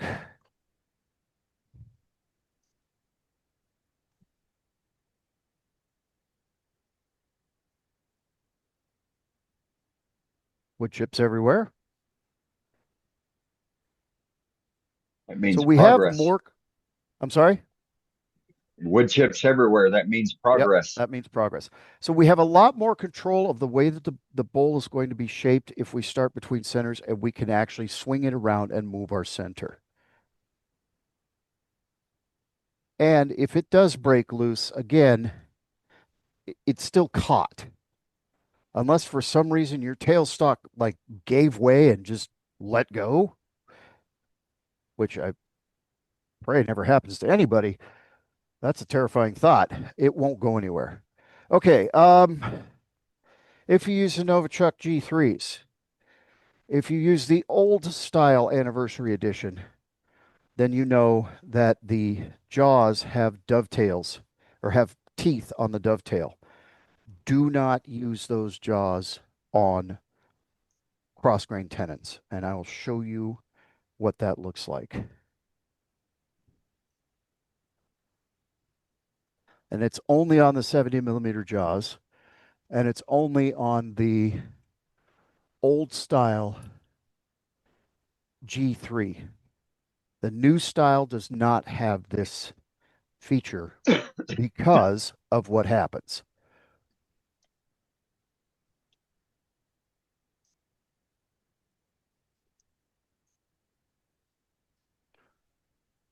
See that little tooth right there? Yes. It's actually a raised ridge. That catches in the cross grain and splits it. Every time I've had a tenon fail on a cross grain bowl, it was using this jaw, and it was because of that feature. The new style Novichok Anniversary Edition G3 does not have that little fang. It's just smooth. So be aware of that. Don't use the old style G3 jaw cross grain. It fails every time. I've never had a successful turn of a cross grain bowl with a tenon with that particular chuck jaw. And this is my old style chuck, but I've got the new jaws on it. Okay. You've got your tenon in, and that's a little bit big, but it'll work. You get your tailstock up, lock your tailstock down, bring your bowl in, loosen the jaws, drive that down so that the shoulder of the bowl and the shoulder of the jaw have a good solid connection. The friction caused between the flat surface of the shoulder of the jaw and the flat surface you created when you cut your tenon on the bowl is what gives you the torque to hollow the bowl. And again, this is cross grain, so you don't want to crank it down too hard. It does have more chance of splitting if you do. It should hold fine. But if you crank it down real hard, you'll crush the side grain and split the end. This side is the end grain. This is the side grain. That'll crush down. That'll split. Whereas if you're doing end grain, you're just crushing all of this together. It makes it stronger. Here, you're going to break it down and make it weaker. So you've got to have a nice firm hold on there, but not too hard, or it's counterproductive. It doesn't help.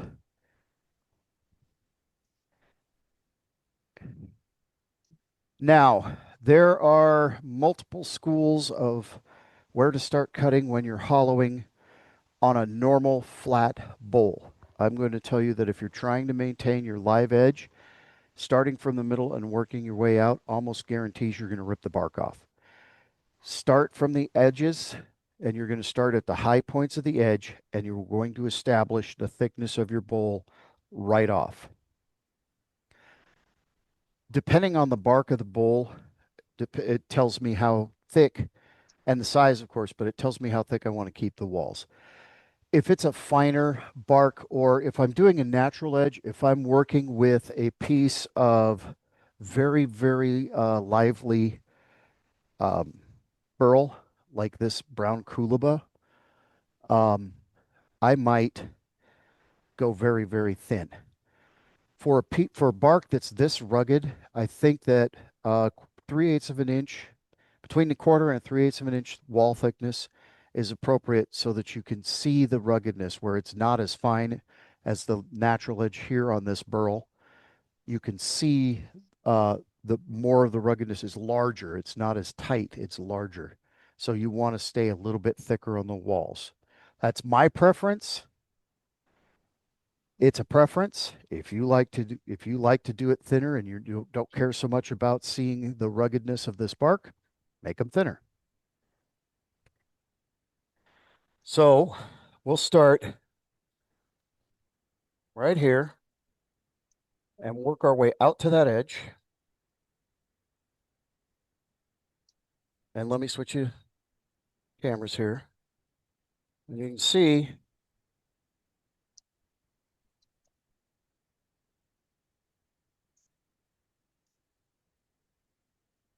I'm going to move that handle out. And what I want you to see, go back to this camera. Let me move this. Hang on a second here. What I want you to see is this edge. I'm going to aim that edge down the wall. And I lost my thickness a little. We're still over 1/4 of an inch. But that edge is going to tell me the shape of the inside of the bowl. So I've got to swing that right hand way out and cut that down. And then we could start moving that bark and that high edge out of our way. You can see where I changed the center. Here, let me slow that down. See where I changed the center? So the hole I originally drilled is off, but the center is still there. So you can see where we changed that when we swung the bowl. We'll get that rough bark out of there. Oh, and no. There she went. Because we're doing a demo. Demoitis. Welcome to the Now, club, notice brother. something, though. Where was I standing when that happened? You were out of the line of fire. I was nowhere near where that bowl went. It went right past me, didn't even brush my arm. That's important. So let's take a look and see what happened. Okay, so that little part right there came up, and this was a very, very thin tenon, probably only about 4 mil, maybe 3. Switch to the overhead. So that little part knocked loose, and that tenon's probably not thick enough. Here's another cool thing about starting between centers and having something like that happen.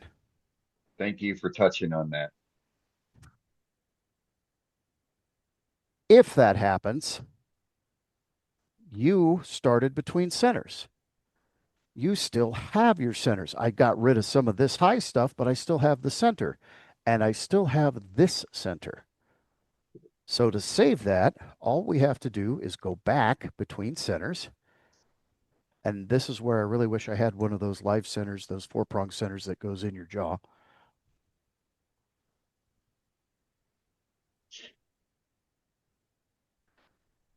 And go back between centers.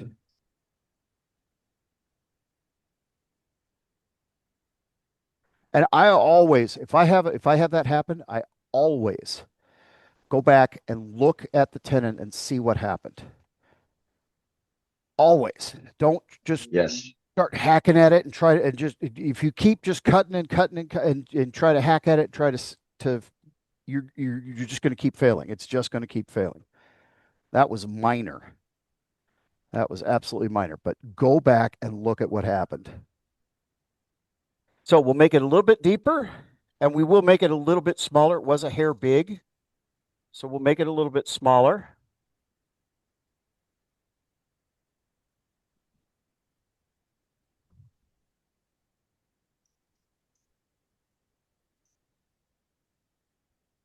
That's more than enough depth.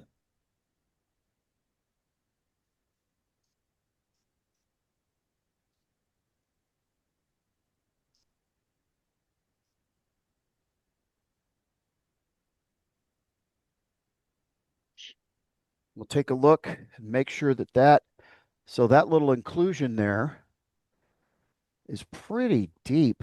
However, with enough edge around it, I don't think that's going to have any more impact on us. I think it was just a shallow enough tenon and just a hair too big so that had that impact, but I don't think that's going to have any more impact on us because we've got 95% nice solid ring of wood here. And that is on the end grain. I think we're going to be okay. Otherwise, we'd end up turning out another 1/8 to 3/16 of the bowl, and we'd start to lose our shape. We'd have to go right back to reshaping. I think we're safe. So remount it. That's why I always keep that little nub and the center on the bottom when I'm turning bowls. That's why I prefer, for the most part, depending on what I'm making, but most of the time I prefer putting a tenon on the bottom of a bowl for exactly this reason, especially when it's a live edge.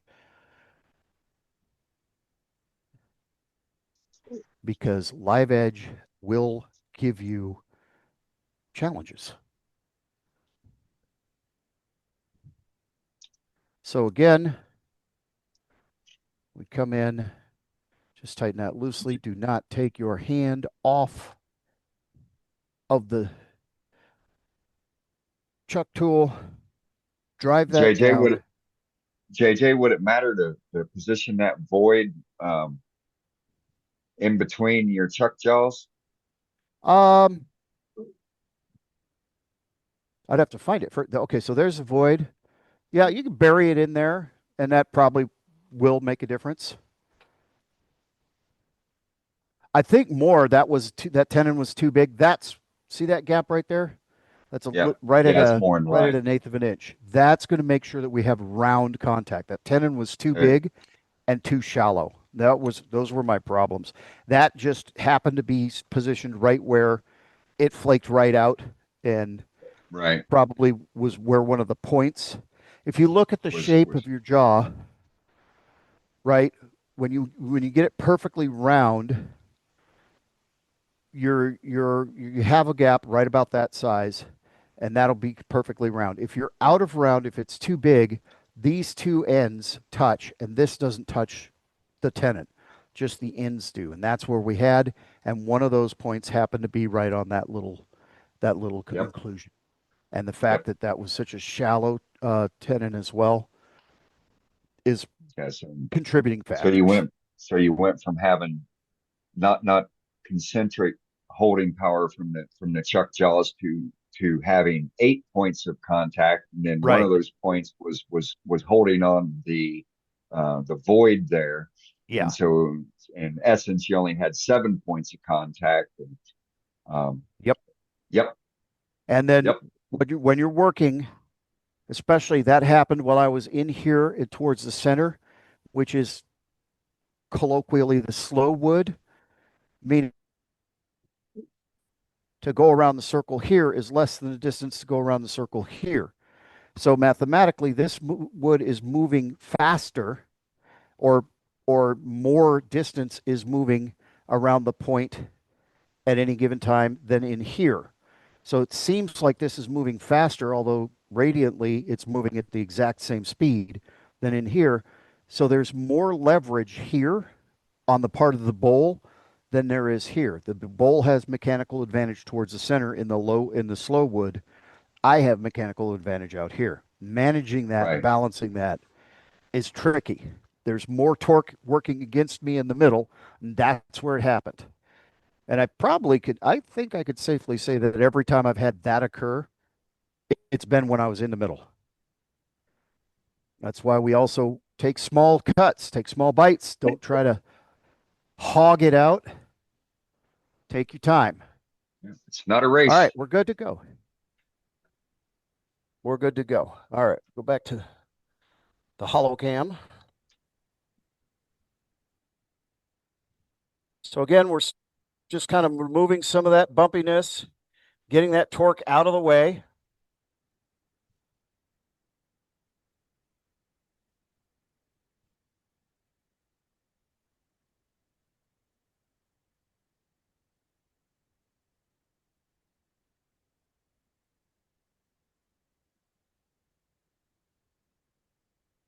Another factor when we have that live edge, when you've got that uneven edge, another factor is the fact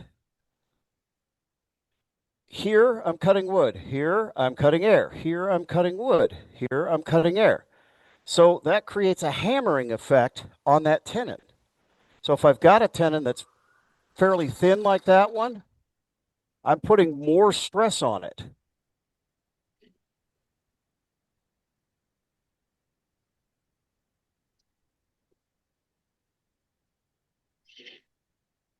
So I definitely want to take lighter cuts.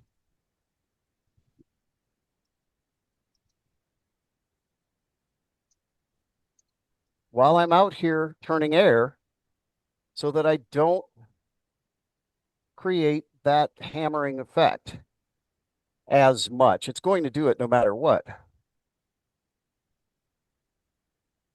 So again, if we look down from the top, hang on a second. I really hate that Norton. It just popped up in the middle, so I can't see. If we look down from the top, this edge, we're going to aim that in the shape of the bowl. Pick up that cut.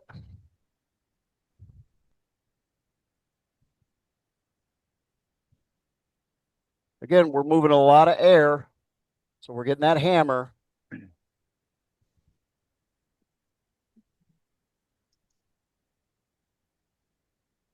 We're going to start bringing that out to that edge, that rim that we already established.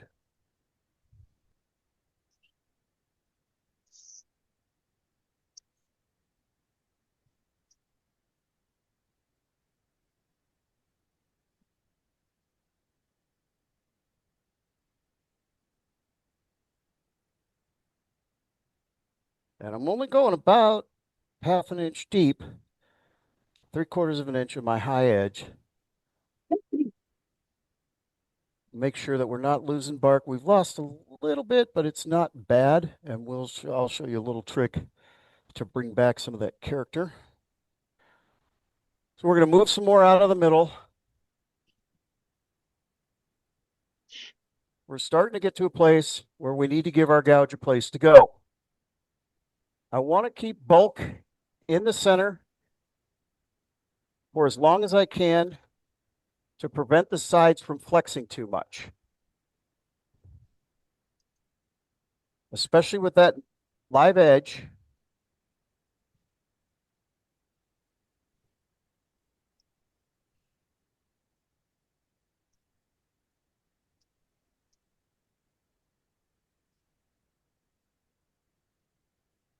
Where we do get that hammering effect.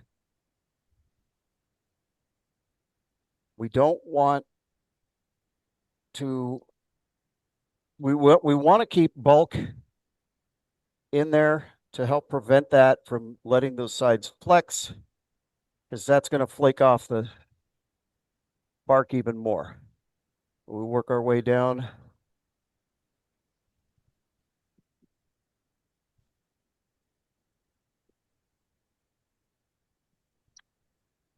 A little deeper, we come back.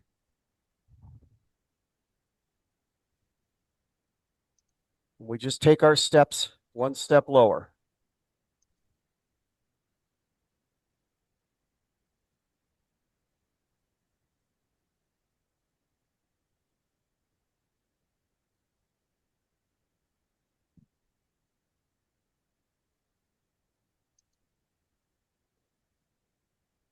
If we get too big of a bite, just take a step back.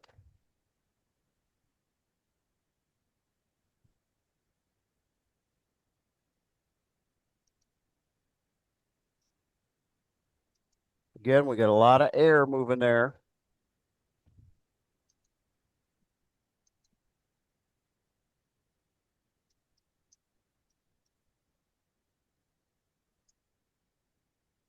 Just like that. So I don't know if you've noticed, but I started with my bevel almost flat, like the bottom's going to be. And as I got further out, I rotated that tool more and more so that I ended up with the with that bevel right there in line with the wall of the bowl.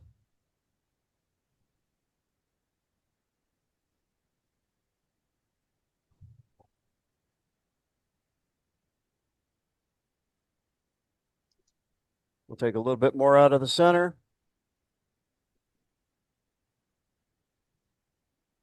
Again, maintaining as much bulk as we can while giving the gouge a place to go to help prevent flex.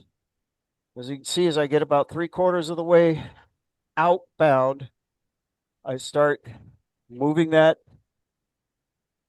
handle so that I can angle the gouge to trace the bowl. Trace the outside edge of the bowl. Now we're almost down to the low side. So we've got quite a big difference between high side and low side, but I think that looks really cool. And again, it gives the piece direction. This piece will be facing you with the low side in front of you. So we just keep rinse and repeat. And actually, we can move the tool rest in a little bit. That'll help with leverage.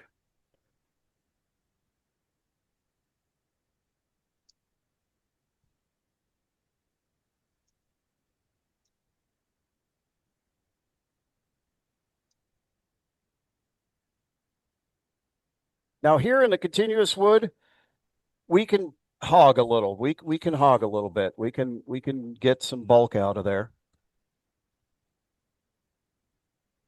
And again, as we come out further, each step, I start with the handle further out, aiming the direction of that gouge so that it traces the outside edge of the bowl.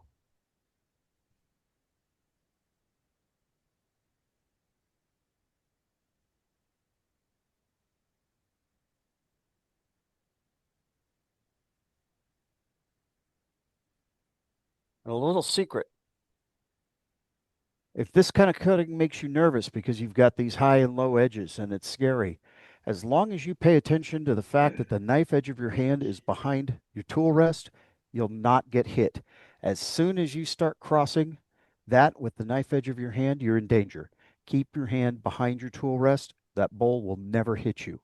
Also, look where my body's positioned. I'm not standing over here horsing on it trying to get it hollow. I'm standing back here working on it, where if it does jump again, it's going to go that way right past me. Body position is very important, as is the position of your tool rest. And always, when you move your tool rest, when you reset your tool rest, always, without fail, turn it by hand, make sure that it's clear. and that you're not going to turn it on and go skonk and knock the whole wall off.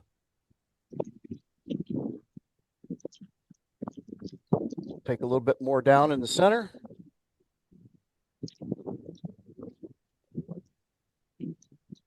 Again, what we're doing here is creating a place for the gouge to go, but we still need to maintain some bulk to prevent wall flex as much as possible.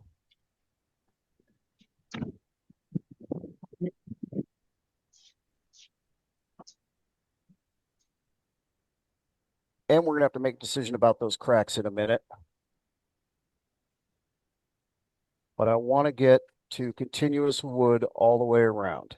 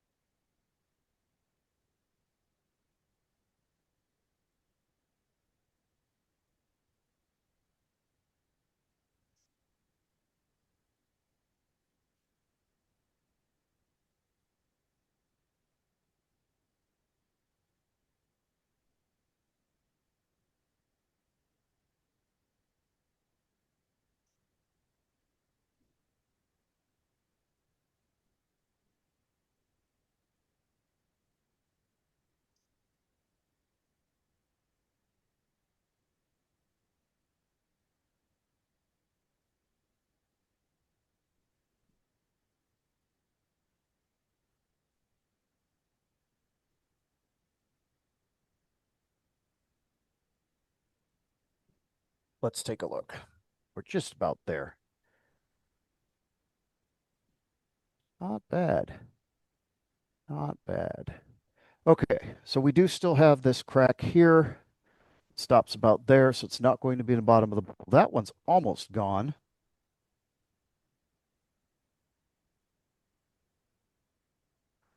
I don't think I'm going to worry about that. I don't think I need to fill it. I think we're just going to allow that to exist. Again, this wood's pretty dry. I don't think we're going to see that grow much. I think we're just going to, just because we're doing a live edge, so it's as rough as can be, I think we're just going to let that crack exist. Don't think it's going to create too much of an issue.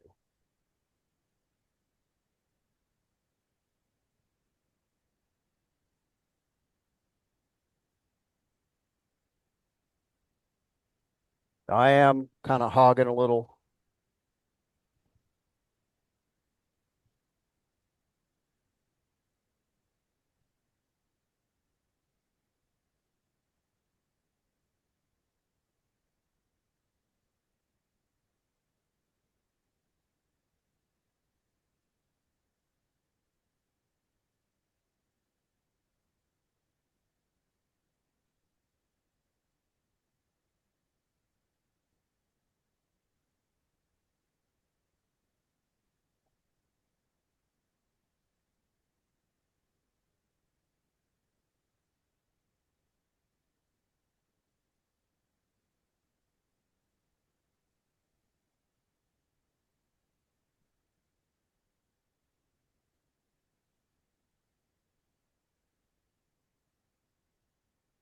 My puppy is coming in and stealing cutoffs off the floor to take out and chew.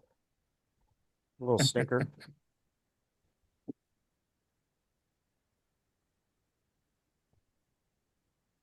All right, I believe we have a continuous circle. We are below that lip. We need to come back a little tiny bit, but we're just about there. So from above, you can see what I'm talking about with the bowl having direction.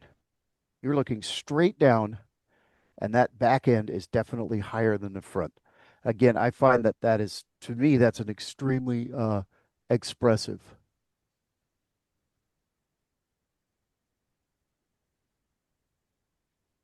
So we've got a little discussion about tool. This is an Irish or a James or Ellsworth style grind.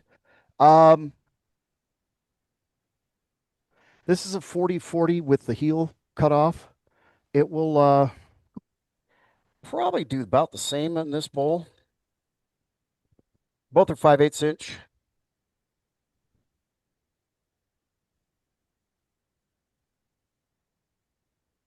I find that the Ellsworth grind is just more versatile. I just have a lot more options with the gouge. Oh, but I also have this, not that. This. This is traditional English 60/60 or 60-degree grind, fingernail. Just literally 60 degrees.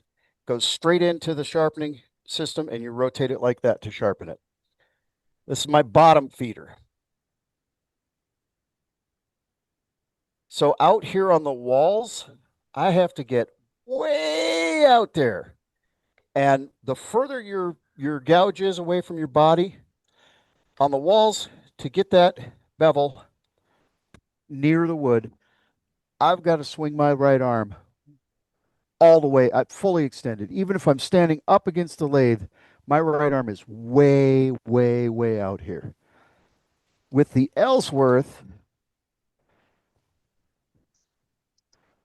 once I get that picked up, what I do is rotate the gouge open to about 45 degrees. And as I travel around, I open the flute. So by the time I'm in the bottom of the bowl, this is 60 degrees as well. It's the same angle as the fingernail grind. They're both 60 degrees. By the time I'm in the bottom of the bowl, I'm riding that 60-degree bevel with the Ellsworth the exact same way as I'm riding it with the English grind, which is almost wide open. So I go from being able to pick up the cut with a very, very steep angle to a nice, smooth, bottom-feeding style angle, and it in a very, very smooth transition. Whereas here, I've got to work like this because I can rotate those wings. Although I start like this, as soon as I start closing it, I can bring that closer and get my elbow in against my body and lock it and support that cut. To me, this is a much more controllable and more versatile grind, even than the 40/40. In fact, I'm probably going to ungrind that 40/40 and put an Ellsworth on it. But sorry for the zoom. That's as far in as it'll go. But as you see, when I pick up the cut, I'm at 45 degree, or I'm probably 70 degrees. I open to about 45, and as I travel towards the center, just like I'm revving a motorcycle, I'm opening that flute so that by the time I get to the center, I'm at just about the same openness as with that 60-degree bottom feeder. Just about straight up and down, just a tiny bit off of it. So one gouge does all of the things, including that shear scrape with the closed flute. And I don't have to change tools.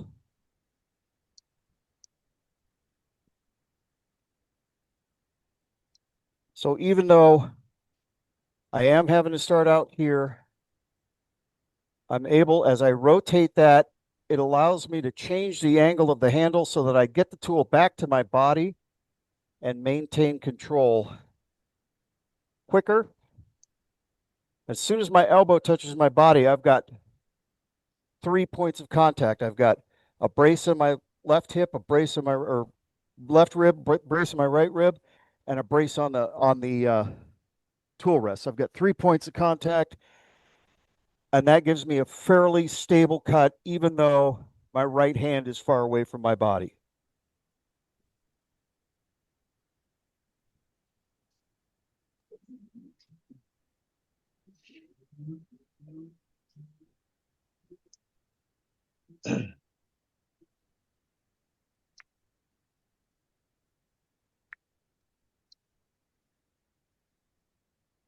Too deep.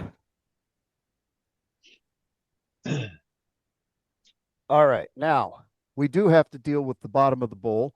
We need to check our depth. You can see we still got bark here, and we've got just about 2 inches here. Let's see. 1.5 inches. Our wall thickness is just under 1/2 inch, about 3/8. And it's getting thicker as we come down. So we need to come back up here and bring that down a little bit more to bring this edge even with this edge. That's just a matter of making this cut a little bit steeper here. And then we really need to turn the corner when this part here, this cut right here, gets even with the outside bottom of the bark. That's when we need to turn the corner and turn the bottom of the bowl. So we're just about there. My gouge is hanging on by a thread. So we'll come back here, pick that cut up, rub the bevel, back up. As soon as you start seeing chips fly, open it.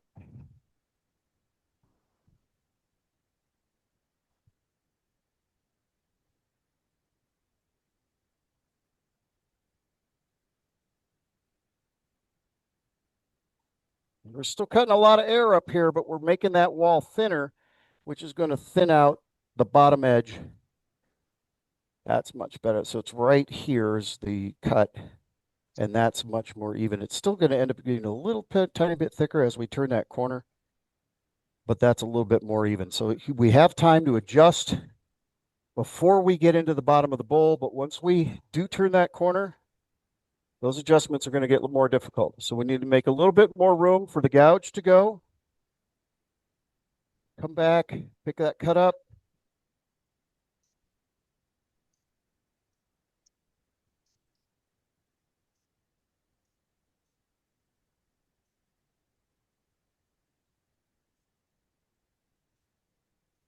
Let's take a look. A lot of start and stop right this stage. Just about there. And something you can do, if you feel comfortable doing it, is you can shear scrape on that inside wall, even though you're turning air. And this is about a trick that you can use is lock your hand right here and use it like a pool cue, sliding it through your hand.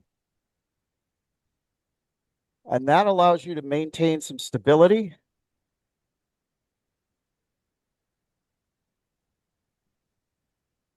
Rather than moving both your hands back and forth, that'll give you a little bit more stability. That actually got us about where we need to be. So now we're going to work through the bottom of the bowl. This is a tricky part, but not as difficult as it could be. Do you need to go sharpen? Sorry? Yeah, Do you need to go sharpen? I definitely need to sharpen. Yep. This Yeah, I gouge was picking is up on hanging that. on by its teeth, by the skin of its teeth.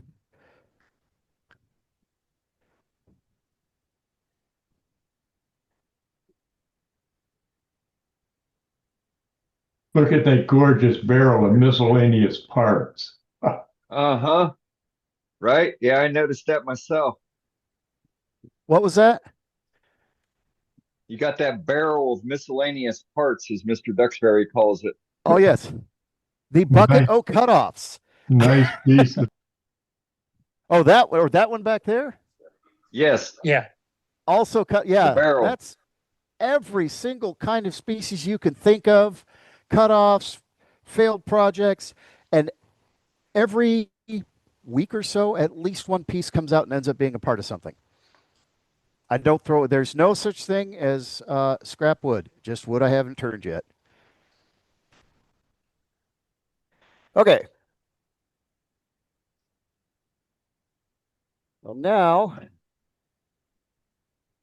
at this point, we're dealing with basically a standard bowl blank.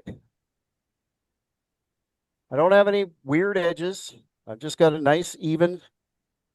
So here we can do it, the traditional way. Start in the middle and work your way out down here. where we couldn't really do that when we're turning all that air.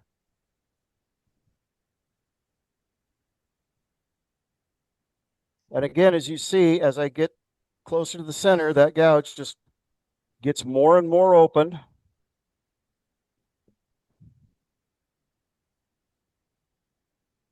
As soon as I can get that elbow in against my body, I do. And I don't have a curved rest that fits this lathe, but this is a good place for a curved rest if you have one.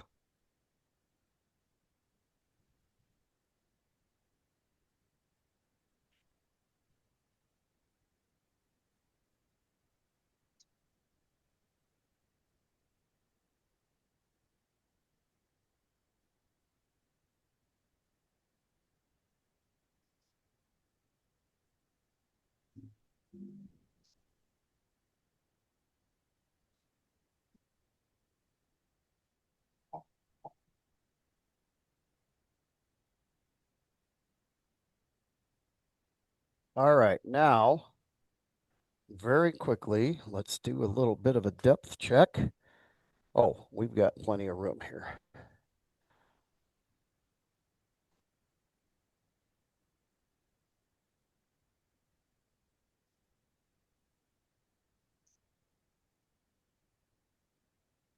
Now here's something that I like about the Ellsworth grind. I don't know if you noticed that. It was pretty subtle.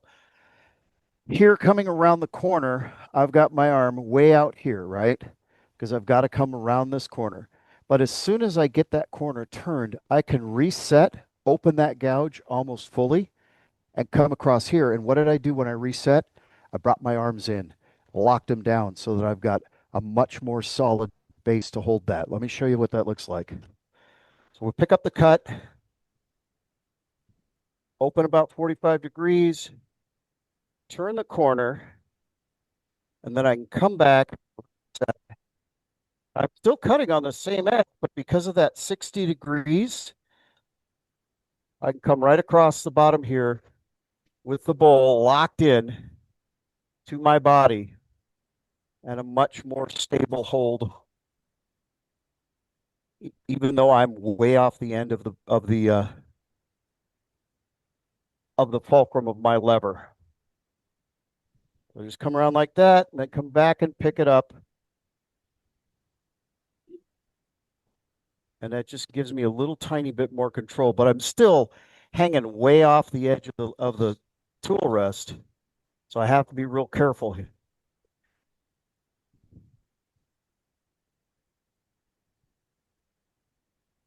Take a look at our depth again.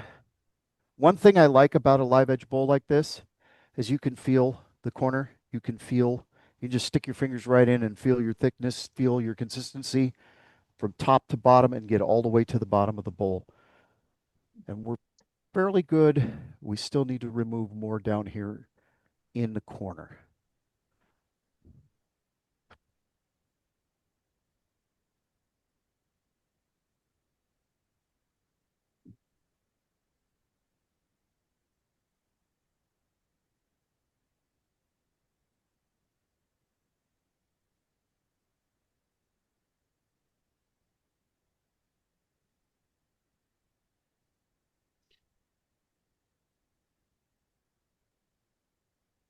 Almost. You can see where I need to pick the cut up. Can you see that? I'm not sure if you can see that. There's a line right here. So you should be able to see where I can pick the cut up. Can you see that little ridge? Not sure if you can. Here, I'll show you. There's a little ridge right here where I need to pick the cut up. Yeah, we can see it. Yeah. And that's another trick you can do, especially when you've got high and low, and is draw it. That way, as you're turning, if it disappears, you know you got it.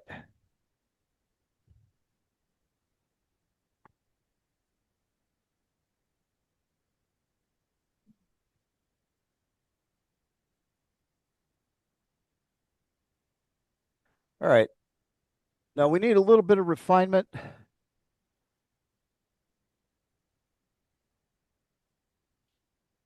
A scraper will do most of that. Still have a bit of a hump right here.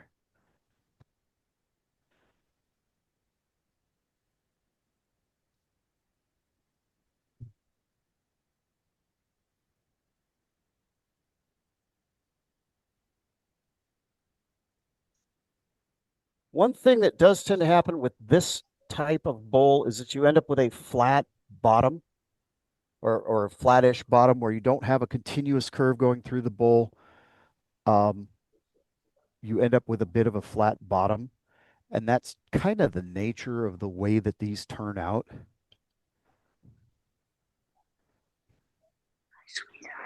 You can certainly turn it where that doesn't happen, but it just seems to be a tendency, and maybe it's just me, but it seems to be a general tendency that that bottom usually ends up being fairly flat. They make really good bowls for your mixed nuts during the holidays. You put your walnuts and your hazelnuts in there.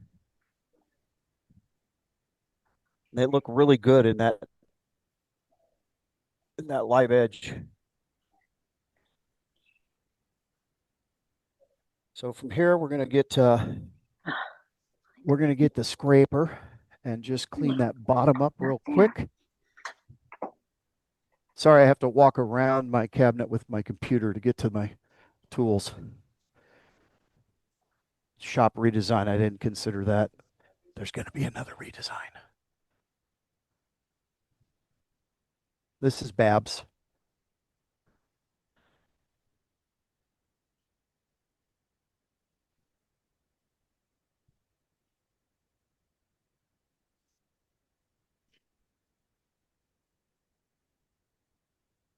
And if you do scrape in the bottom, scrape in the bottom. Don't try to come up the walls with a bowl scraper, because as soon as it starts to come loose here and it starts whacking on that, you're going to lose your bark. It's going to go flying. Just a word of caution. Now, I told you I'd show you a method of fixing this little problem where we lost a couple of chips of bark. This is one way to do it. I do have 2 fire extinguishers within quick reach. But a way to disguise the fact that you lost a little bit of bark is darken up what stayed.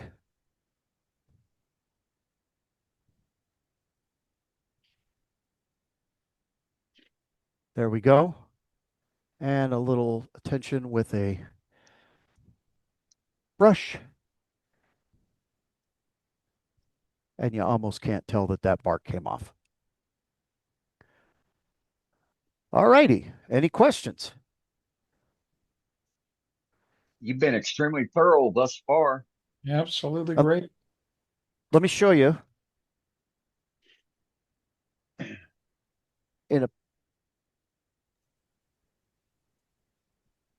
There's the front. So here's the bottom. That's flat. So here you have, with the low side and the high side, you have a front and a back to your bowl. So it's a kind of a neat way. It gives a presentation there. Mm-hmm. And that's just, it's up to you. You can play, when you start between centers and swing this center around, you can change that balance completely. That is entirely up to you.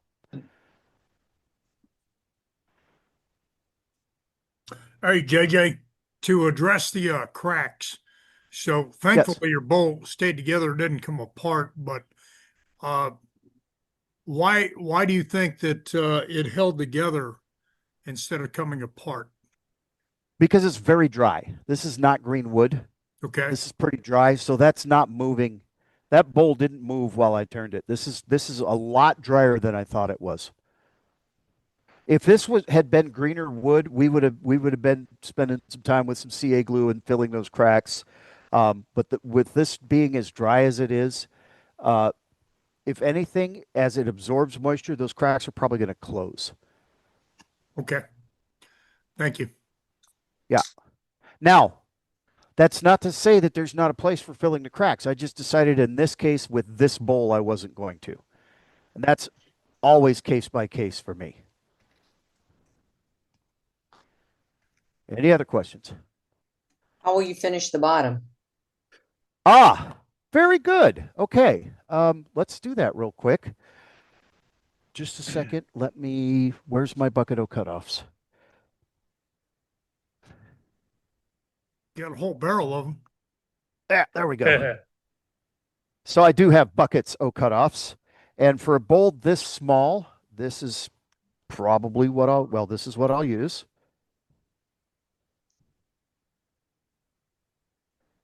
And I use shelf liners. I use dollar store shelf liner to create a bit of a buffer here. Now, obviously, we would have sanded the outside, sanded the inside. We'd be to that stage. Bring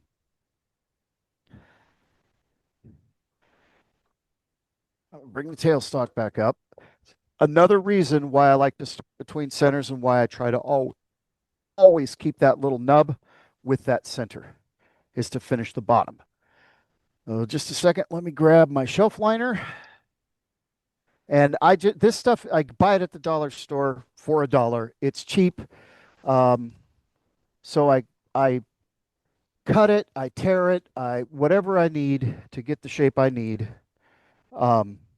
It's so inexpensive and so easily and readily available. I don't worry about trying to make precise shapes and sizes. I just tear off what I need because the Dollar General is 3 minutes in that direction. So your little rounded, some kind of a friction block, your shelf liner that protects the inside of your bowl and also gives you some friction. Bring in your tailstock, lock it down, spin by hand. And one way you can do this that works really well is bring your tool rest in.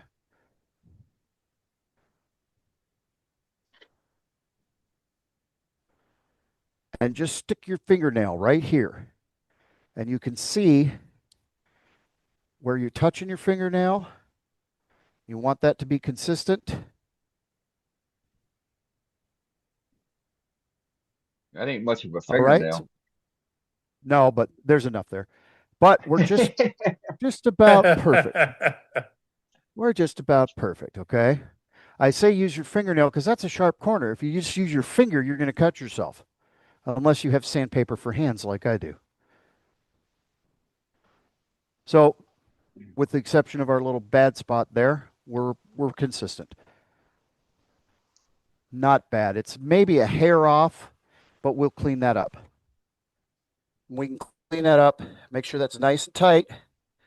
Just do a little quick shear scrape here. Make sure that bottom edge is nice and even. And you want to make sure that you're concave. Whoops. Good old Laguna tool rest. You want to make sure that it's concave, that the center is lower or is higher than the edges so that it rests on the rim.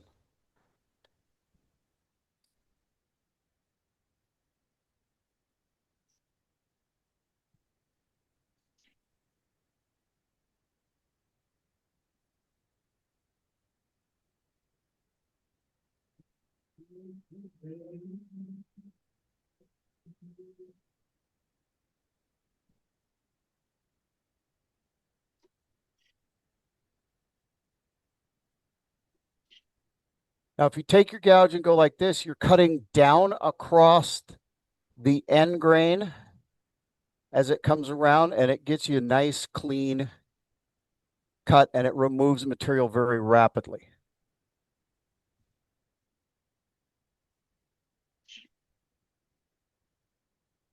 So at this point, we'd sand all of this, make sure that it's all exactly where we want it to be. A little bit more right here. And then we're going to come back with that Mark Soleil style 3/8 inch spindle gouge. We're going to start whittling away.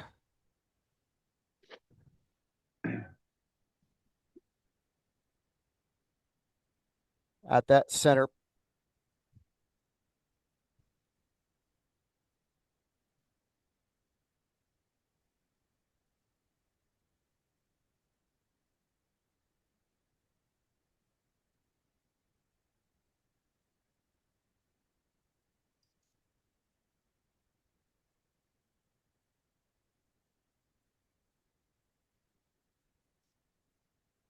Now, at this point, you can do so many different things to get this out. Phil Anderson and the Papa 1947, Gary, I can't remember Gary's last name. What they like to do is put pressure against the heel of the gouge, ride that in and cut, holding the bowl against that surface while you're cutting, so that you're actually holding that bowl with the heel of your gouge and your hand on the stop switch. However, this is cross grain. I find it to be a little bit safer and a little bit quicker to just knock that little sucker off. Usually it'll come right off. I might need to turn it a little bit thinner. This is pretty Easier dense said grain than wood. done. Yeah, well, this is really dense grain wood. Maple, actually, that probably would have snapped right off even at that thickness, but this stuff is pretty dense. I don't know if it's harder on the Janka scale, but it's very dense. Yeah, it's only about 900 on the Yonka scale. So we'll turn that just a little bit thinner. But again, it's safer if the lathe is not turning. It's just safer. If you can do this without the lathe turning, there you go. And then you just do a little bit of chisel work and a little bit of sanding, and that comes right nice and even, and you never even knew how you were holding the bowl. Hey, JJ, when Yes. you go to snap it off like that, would you do it towards the side grain or would you do it towards the end grain? Side grain. So the grain's running Yes. this way, and I just popped it straight over. Right. Okay. Very good. Yep. 'Cause otherwise Gary Asher. you'll pull up those splitters. I'm sorry? Says Gary Gary Asher. Asher. For Papa Papa 1947 is Gary Asher. Gary Asher. Okay. I can never remember his last name. I just know his name's Gary. From Ireland. Okay. So we Any have other a question. questions? So we have a question. What would you finish? What kind of finish would you put on that? This one, I would probably use Brad's Workbench Tongue Honey. I'd finish it off the lathe. That's pure tongue oil, beeswax, and carnauba wax in a oil-heavy mixture. So the lathe, you don't have to buff it in with the lathe turning. The tongue wax is wax heavy, and you have to buff it with the lathe turning. Well, once you get the bottom finished, you can't keep it turning. So I would finish it with that, and then usually hand buff with Quad Zero, 3M Quad Zero, the white 3M pads. You just buff it by hand, and it gives it a really nice, very, very rich satin luster. Okay, and very good. it's food safe. And The other then way you can go I'm is sure- Parfix 3408, which you can also do off the lathe. Right. And then I'm sure there's questions about it. Nobody's asked it, but I'm going to go ahead and put it out there, even though I know what it is. Can you show the Mark Soleil grind on the spindle gouge Oh, sure. for those that aren't familiar with it? So it's grubby. First thing you do is you give it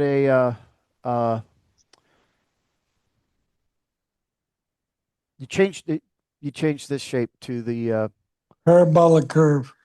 Thank you, Mark. I knew you were there. Parabolic curve, and then you want to take, and this one's actually cut fairly steep for hollowing, but then you're going to take and make the back convex, and take all the heel off and everything. So the actual working part of the gouge is about a 1/16 of an inch right right around here, just enough with my short little fingernails. I can just get it under my fingernail.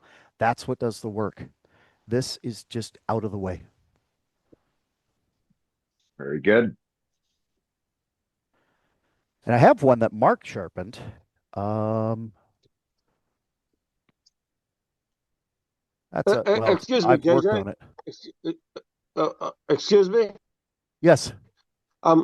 No, is there when you make that grind on the sides? Are you looking for anything kind of what kind of a degree? Steep. Marks are even more radical. I don't have enough guts to sharpen it as to sharpen it and thin it as radically as Mark does. Mark will show you one of his. It's steep. There's no it's done by hand. There's no mathematical equation. You cut it steep, you sharpen it steep. Yep, just do it. That's Brenda, that's a 3M pad. That's quad 0 or 3M buffing pad. Non-abrasive.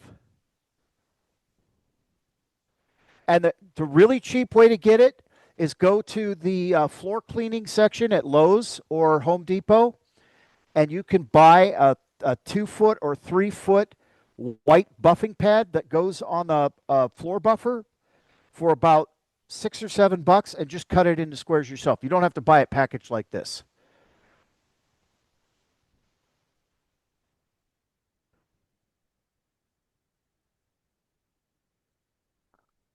And that's the non-abrasive 3/8. Yeah. 3M. So do we have any other questions? Any other questions? You did a pretty good job, Joaquin. Thank you, sir. Coming from you, that's a huge compliment. JJ, good job. Well, with that, JJ, on behalf of my I had a very enjoyable evening for sure. Hey, Sue. Hey, Mark, how you doing? I'm hanging in there. Well, you're looking good, buddy. All right, so with that, not only on myself but the rest of Worldwide, we really appreciate you doing this demo, JJ. You did a fantastic job. I think the key moment for me, and I'm sure for a lot of other folks within the group, was when the tenon was made a little oversized and it popped off, and you were able to come back, explain what happened with the tenon, explain the void, re-verify the how if it's made properly, you've got a full concentric chucking point of your chuck. When it's oversized, you're only hitting on the 8 points, and then because one of those points was on that void, you're only on there for 7, and that's the reason why it popped off and you created birdwood. Conversely, that was the key moment. Conversely, if you make the tenon too small, you go from 8 points to 4, and it only hits in the crown. In the crown. Crown. Right. And that's even worse. If the Yes. tenon's too small, you're in a worse situation. Correct. Yeah, you're begging for it to come off the lathe. Absolutely. Right. Yeah, for sure. And that's something Don't ask me how I know. I don't think we've ever, and I don't think we've ever talked about that in the past. We talked about, the correct size. We talked about being I'm glad I could oversized. demonstrate it then. So I think that was the key learning point out of, outside everything else that you taught. I think that was the moment that I think that a lot of people would have generated some value out of it, especially for new turners, experiencing birdwood. I'll make sure to aware of that. never repeat that again. Not a problem.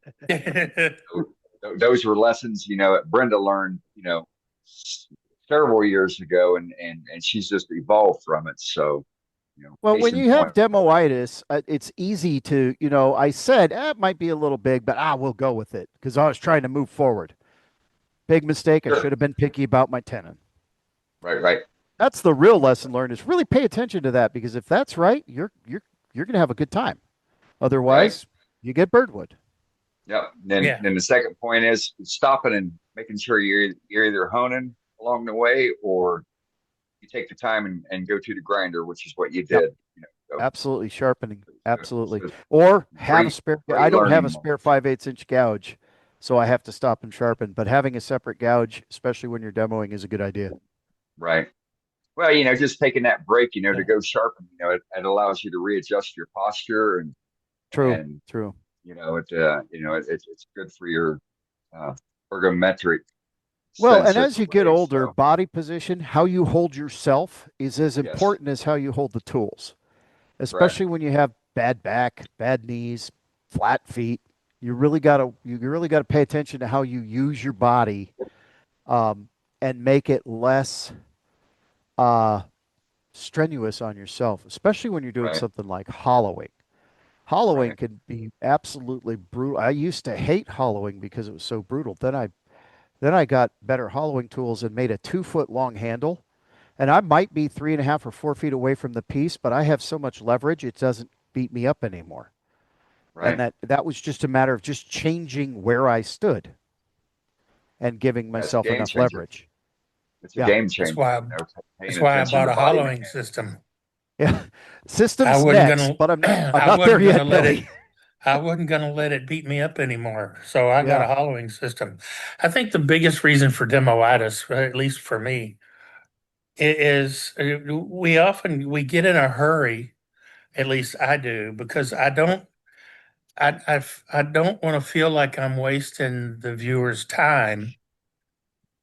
So I Sorry, get in Billy. a hurry to get things done, and that just creates bigger problems. You know the old saying, the hurrieder I go, the behinder I get.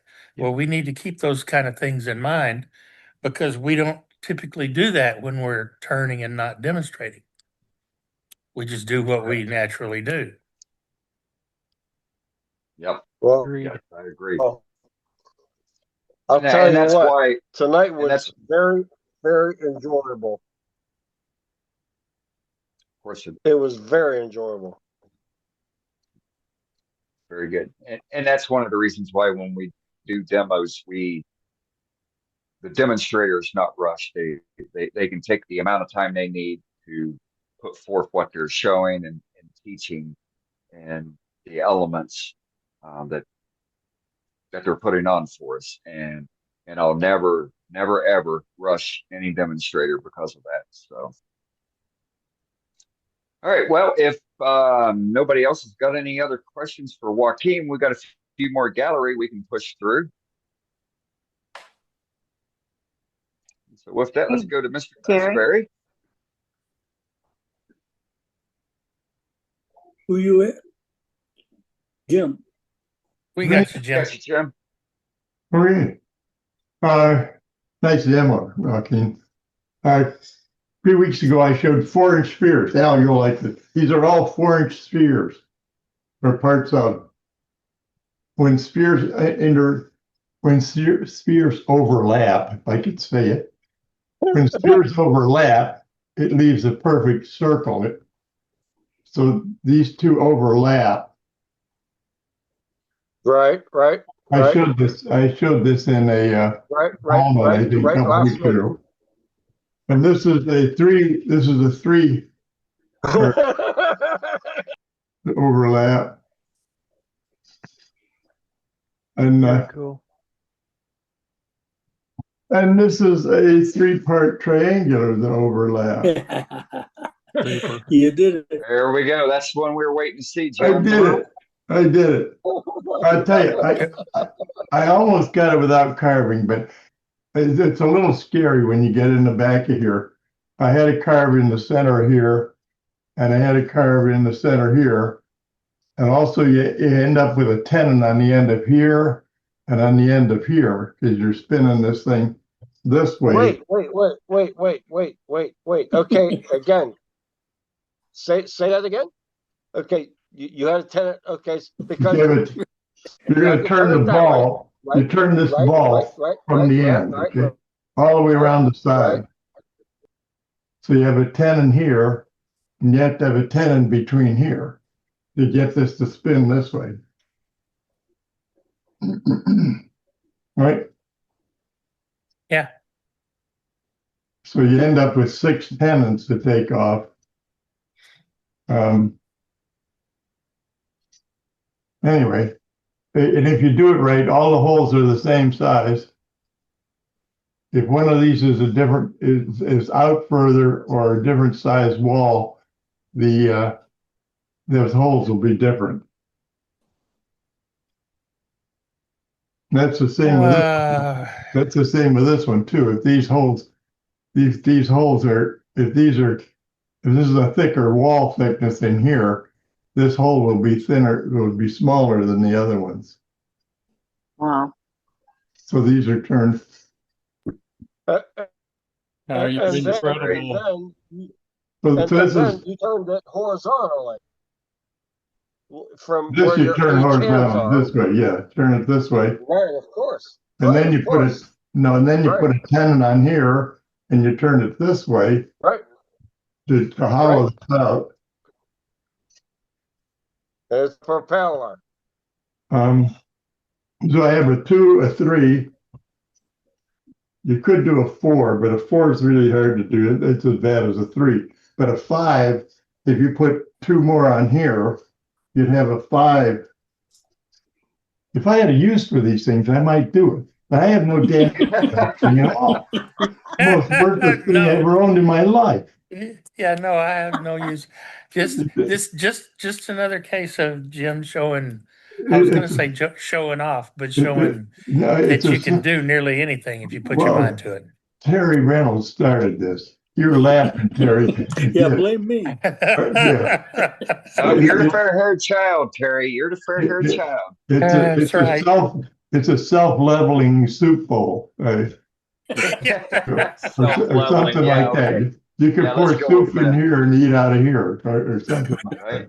Okay. Which one fills up first? Yeah. Anyway, I do turn other things. I do turn bowls through. Here's a bowl. This is a natural edge walnut, kind of a crotch thing.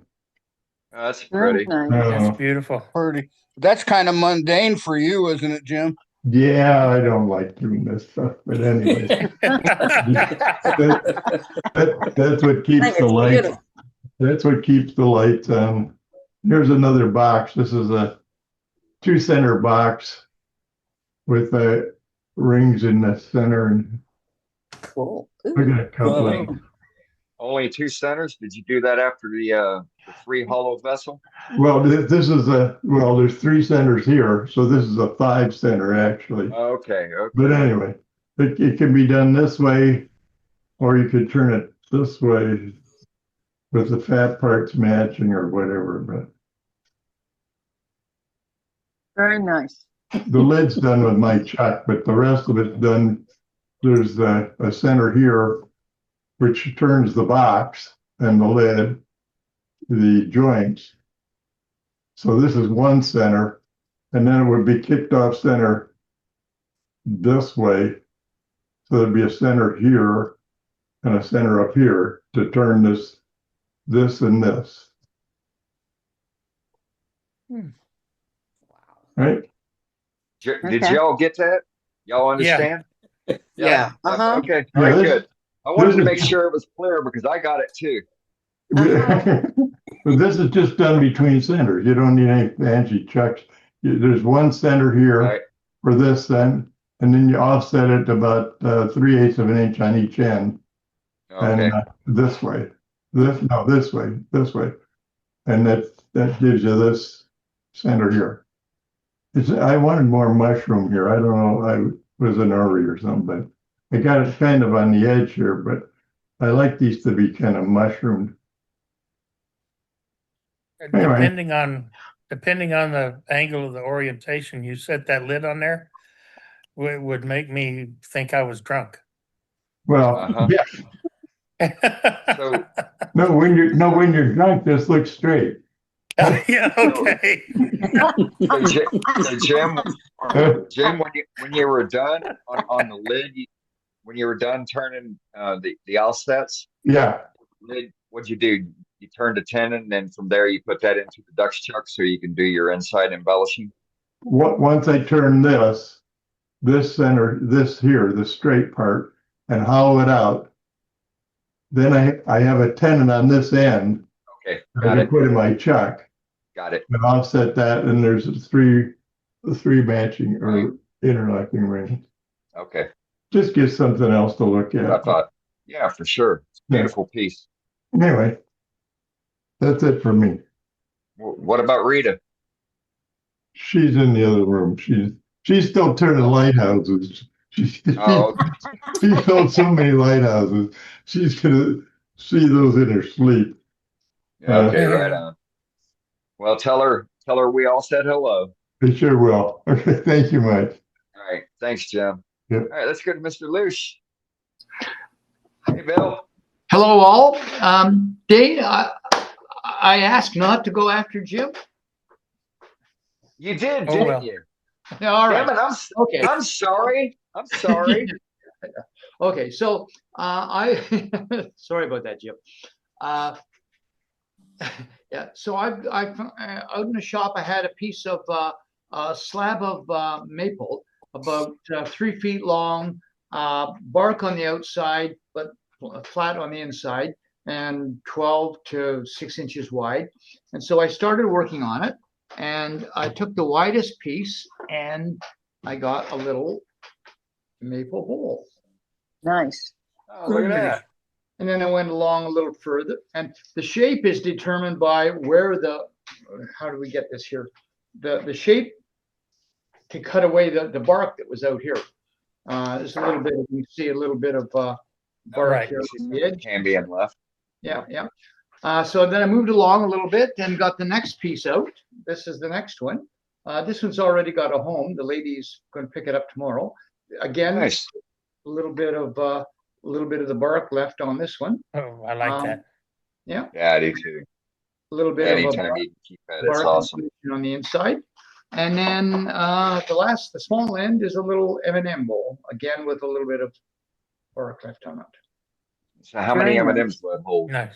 That holds 432 M&Ms. Canadian M&Ms. Outstanding, Bill. Outstanding. Give or take, right? Canadian M&Ms, he said. Yeah, they're bigger than American ones, unless you come to. Okay. And then you guys have been doing this coloring stuff forever and ever, and I've been one to say I like the wood, the grain of wood, but I weakened in the end. My son-in-law does a bit of arborist work, brought me a piece of Swiss hazel, which is an incredibly white wood. It's even whiter than walnut or than maple. There's hardly any grain to show. It's completely white. And so I thought, okay, well, we'll try something. And so this is my first try at coloring wood. So this is Nice. a black wood stain from it's a Quebec-based stain company called Salmon, and sanded back. And then there's a crimson it's an aniline dye sold by Lee Valley. Meant to go in water, but I don't like to put water on wood, so I dissolved it in a little bit of methanol and There put you go. that on. And that's my first try at coloring something. Looks good. I'm And glad. it brought that, Good and it job. brought that grain right out. Very Yeah, nice. Sure did. yeah. And It so almost- I have another Almost one. just like apple. Yeah, it's whiter than apple. This is featureless white wood. I've got another one on the lathe that's I put the Is it red about like on- holly?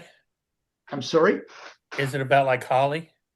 I don't know, Holly. We don't. Maybe. Yeah. Anyway, I've got another one on the lathe that I put the red on the bottom, sanded it back, and I've got a canary yellow on top. So, but that's not quite ready to show yet. Anyway, Very nice. Very first nice. try at coloring. That'll That's give it it. that'll give it a nice flame color doing that Yeah, pattern. yeah. I think Cade did something like that. It was making little sticks for ladies to put in their hair 2 or 3 years ago. So that's where that came from. Anyway, Right on. Nice. yep, that's it for tonight. Very All nice. right. Thanks, Bill. Appreciate it. Thank you. All right. Let's go to Mr. Soleil. Hey, Mark. Hey, how you doing? Doing good, sir. Let me get up and I'll go over here and turn the phone around and you guys can see what I did this weekend. right. I ate some watermelon and celebrated and thought about some of my good buddies that didn't quite make it back from Vietnam, and I had a very memorial weekend. Anyway, I went out and did some more of my therapy exercises from the stroke. Let me turn this thing around. Okay, here I'm going to put a piece of white paper. I can't see what you're seeing, but I did some more of those little Oh, there we go. exercises. Beautiful. I did all these this weekend. Let me Beautiful. see if Nope. Hold the phone back. Got too There close. you go. There we go. Yeah. I can't, gorgeous. what you're seeing. Well, you didn't get much done this weekend, did you? Right. Beautiful. That box elder is gorgeous. Marvelous. Well, I'll tell you what, it's been the best therapy exercise for getting the tremors out of my hand, right? Doing all that little fine stuff. And it's been such a blessing to me that I'm getting better.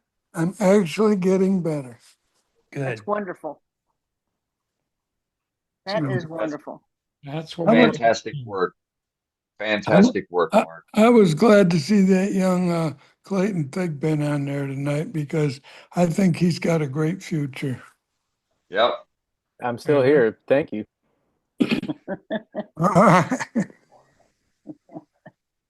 Well, He had a Now, great Clayton, teacher. that's it now for me. Clayton, don't get too big of a big head, from this group tonight. It's okay. Face shield still got to fit on. I got to keep my head a reasonable size. That's right. That's right. Well, listen, and now there's the only finish on there is on the little bodies. It's one coat of the 3408, all right, and then Von X, and there's no finish except the EEE Ultra Shine on the Gaboon Ebony tops and bottom. And then if anybody's interested, I've still got these warehouses of wood to get rid of, so that it gets cheaper every week.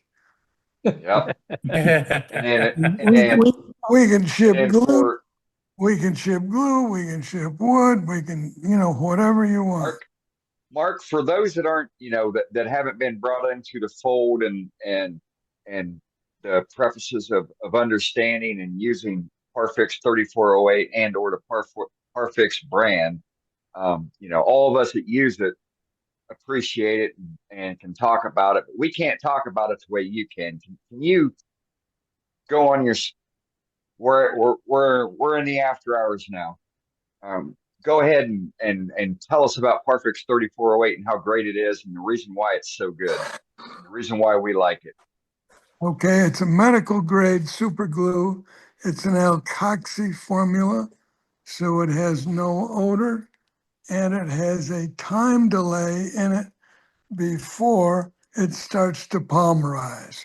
So you have time to wipe it on and completely wipe it off the surface, right? It is so thin, the 3408, it's only 5 centipoids, so it will absorb into every molecule, right, in less than 1,000th of an inch, right? So it's good for a finish and it's good for, repairing and stabilizing wood and all that.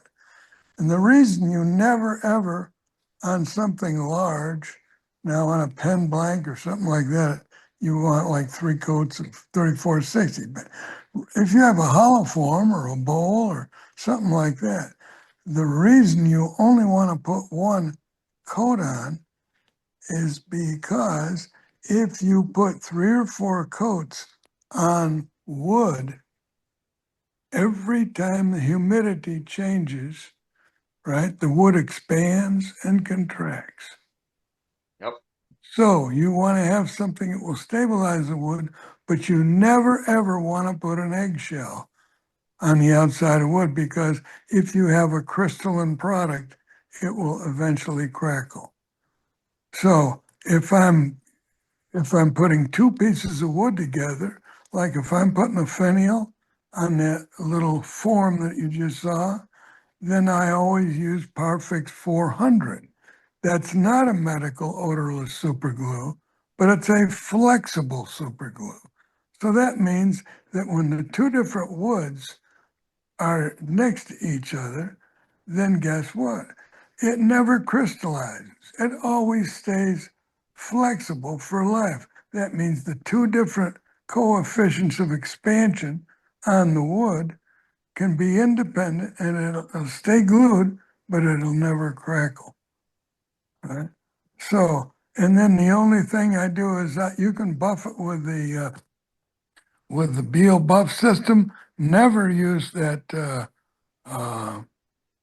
Tripoli from the Beal buffing system, because if you sanded your wood to 800 random orbit so that the human eye can never see any scratches, and then that if you put the Tripoli from the Beal system, that'll scratch the hell out of your 800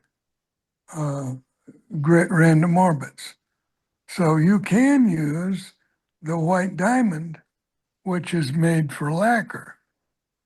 Now, but it's no good on dark woods because you'll get the little white flecks, everything in some of the wood.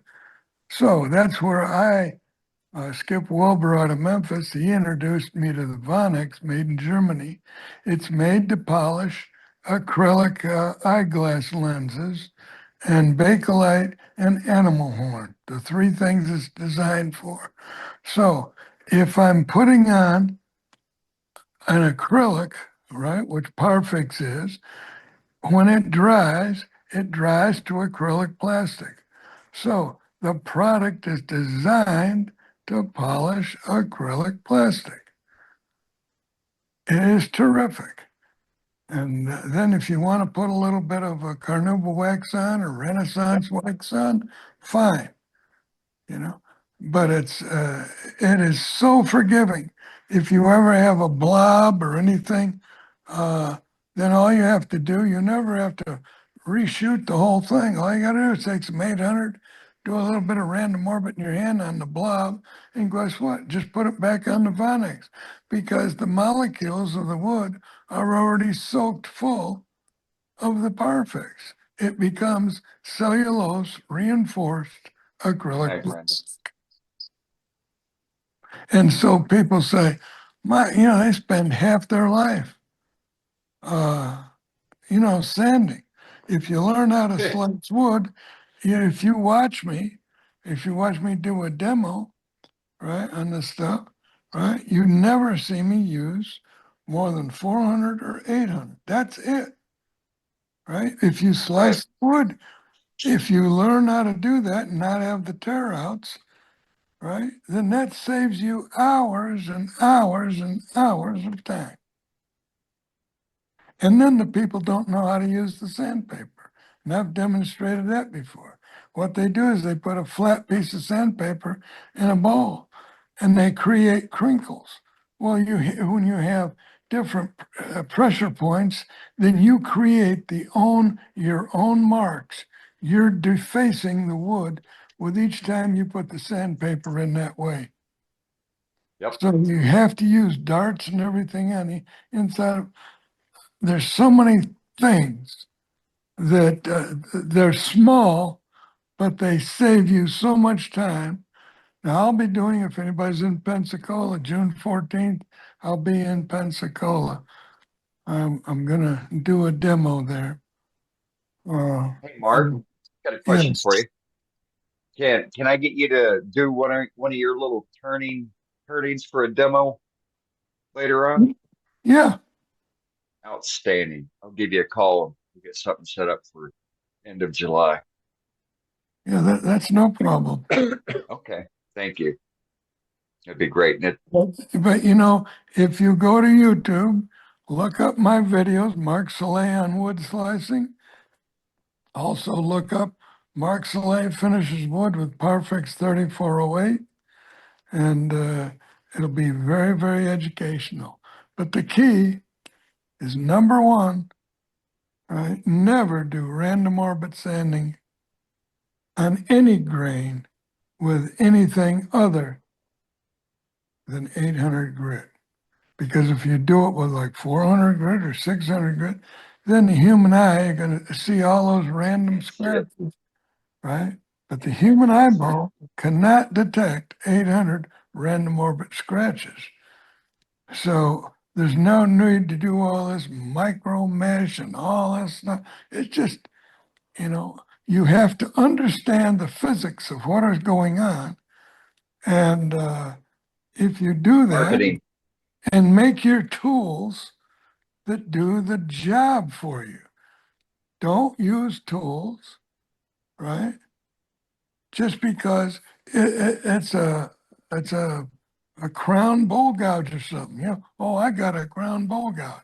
Well, wait a minute.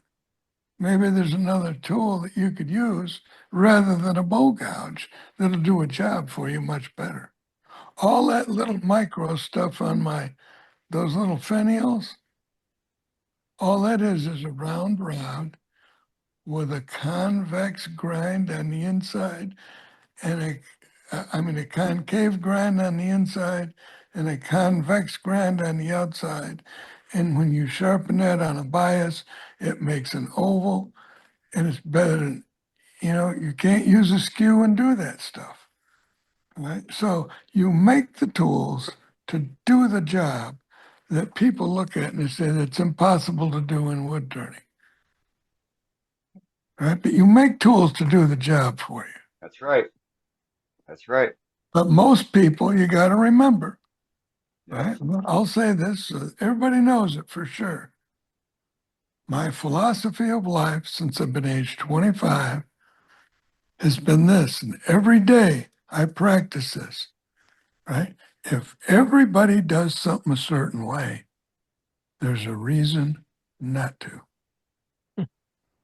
Because the only way that you make progress, mankind has made progress, and capitalism has become forward, is because somebody's found a different way and a better way to do things. Right. Yep. Step outside of your comfort zone. Like tonight with JJ's video, another item that he did that some folks picked up on, some didn't. But with him, which is something that I do on the inside of a bowl, even and definitely on natural edge bowls, being able to shear scrape on that wall with your bowl gouge. You can wholeheartedly do that. Now, does it take some practice getting used to it, knowing how it's going to cut, and knowing what that feel is, how much pressure you're going to put on it? Absolutely. But it'll give you a pristine surface if you weren't diligent enough when you were going down the side of that wall. Yeah. Another thing that people don't do is they don't use calipers, right? All you got to do is set your calipers and you push the caliper. I keep 1/8 of an inch, a caliper, 1/8 of an inch wider than the surface that I want. And as I push it down that bowl, as soon as that becomes a 16th or whatever, then guess what? That's where I mark it on the inside. That's where I restart. So it's 1/8 of an inch all the way around. And it's so simple. Let the tool tell you exactly. Right. Sage advice. Mr. Mark Soleil laying the advice. Well, but anyway, if anybody ever comes through here, right, they're welcome to call me up and stop and play in the shop. If you're ever having a problem, right, a guy called me from Lincoln, Arkansas today, and he was having a problem with a tenon, right? And I squared him away, and it didn't cost him one dime because we did FaceTime. Right. But it's better. His bowl came off his lathe 4 times. So it's better that he called me, right? And show him what to do, right? Than it is for him to have an accident. 100%. 100%. But you guys are doing a great job, right? And anybody who's been to my shop know that I work out of my garage and I can do just about anything. And I'll put myself, this is not being really super egotistical, but a lot of big name people have been stayed at my home, been in my shop to see how I slice wood, to see the tooling I use. And even with the tremors that I have, I can still do this little teeny tiny 16th inch finial stuff and all that because I get out and I practice. And the best thing you can do is put 2x4s in your lathe and you practice making slicing, no sand cuts on 2x4s. And when you can do that, then you can tackle any hardwood there is. There you go. Great info. Thank you very much. But yeah, but you can put me down for a demo. Okay, that'll work. I'll get a hold of you and I'll make sure I've got 4 hours available when I call you. No, I don't. What I can do is I can do it in stages, you know. But Oh I'm teasing you about, when you make a phone call to you, you got to have time available to talk. Okay. Well, I don't say too much during the meeting because everybody is at a different level. But the only way you get to a next level is to practice and practice better techniques. And half the people out there, I mean, I resharpen a gouge, right? Probably every 5 minutes max, right? Because there's a difference between a sharp tool and a tool that's not sharp. Right. So much easier. Yep. Totally agree. All right, Mark, thank you for that. Look, I got 2 more galleries I want to get through. Okay. I'm sorry. Oh, no worries. Don't worry about it. You're We fine. can always You're come fine. back to you. Oh yeah, for sure. Mark ain't going anywhere. Yeah. Hey, Roger. Except probably asleep. Yeah. I haven't turned anything for a while, so I grabbed a little piece of walnut today and just turned a little bowl. Very nice. Nice shape. It's, I've only got walnut oil on it. I'll probably put another coat or 2 on it, but. Well, just remember this, right? When you're dealing with walnut oil, right? When I do all my salad bowls or things for food, right?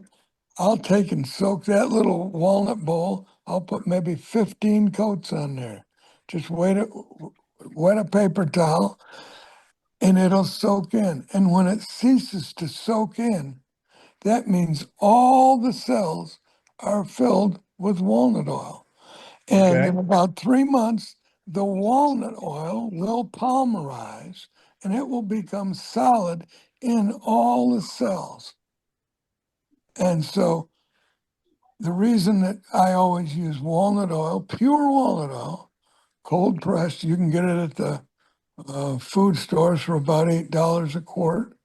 Don't get the stuff with the beeswax in it because it won't soak in. So when that polymerizes inside there, that means you can put in dish detergent and all that, and it won't cut through it. And your walnut oil, right, maybe every 3 months or so, you just put another little coat on, is food safe, right? There's no mold, fungus, or anything that can grow in that bowl because the walnut oil has jugulinic acid in it, and it is the greatest, what do you call it? Antibacterial. Antibacterial. Nothing grows under a walnut tree. Right. And what about the food allergy?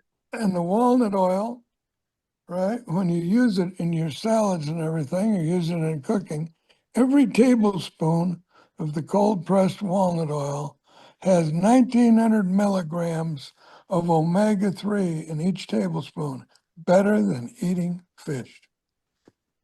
Mark, what about food allergen for people that are If people are allergic to it, don't do it.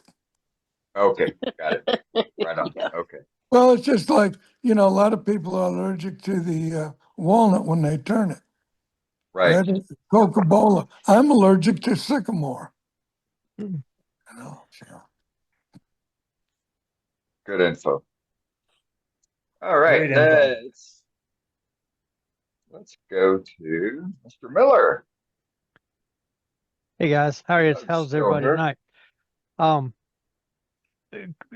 We Anybody got you. anybody who turns pins, you end up with all these little short pieces of your pin blanks that you cut them off to size and to glue them up and all that business. And I've saved those over the years. I have got right down here in the corner of my little wood store here. I've got a medium size flat rate box, and it is overflowing. I grabbed a bunch and filled a. Well, let's see. No, I don't have one right here. I filled a cottage cheese container, one of the big ones, with those little pieces. And there are some odd shaped ones where I've used some to turn some stuff.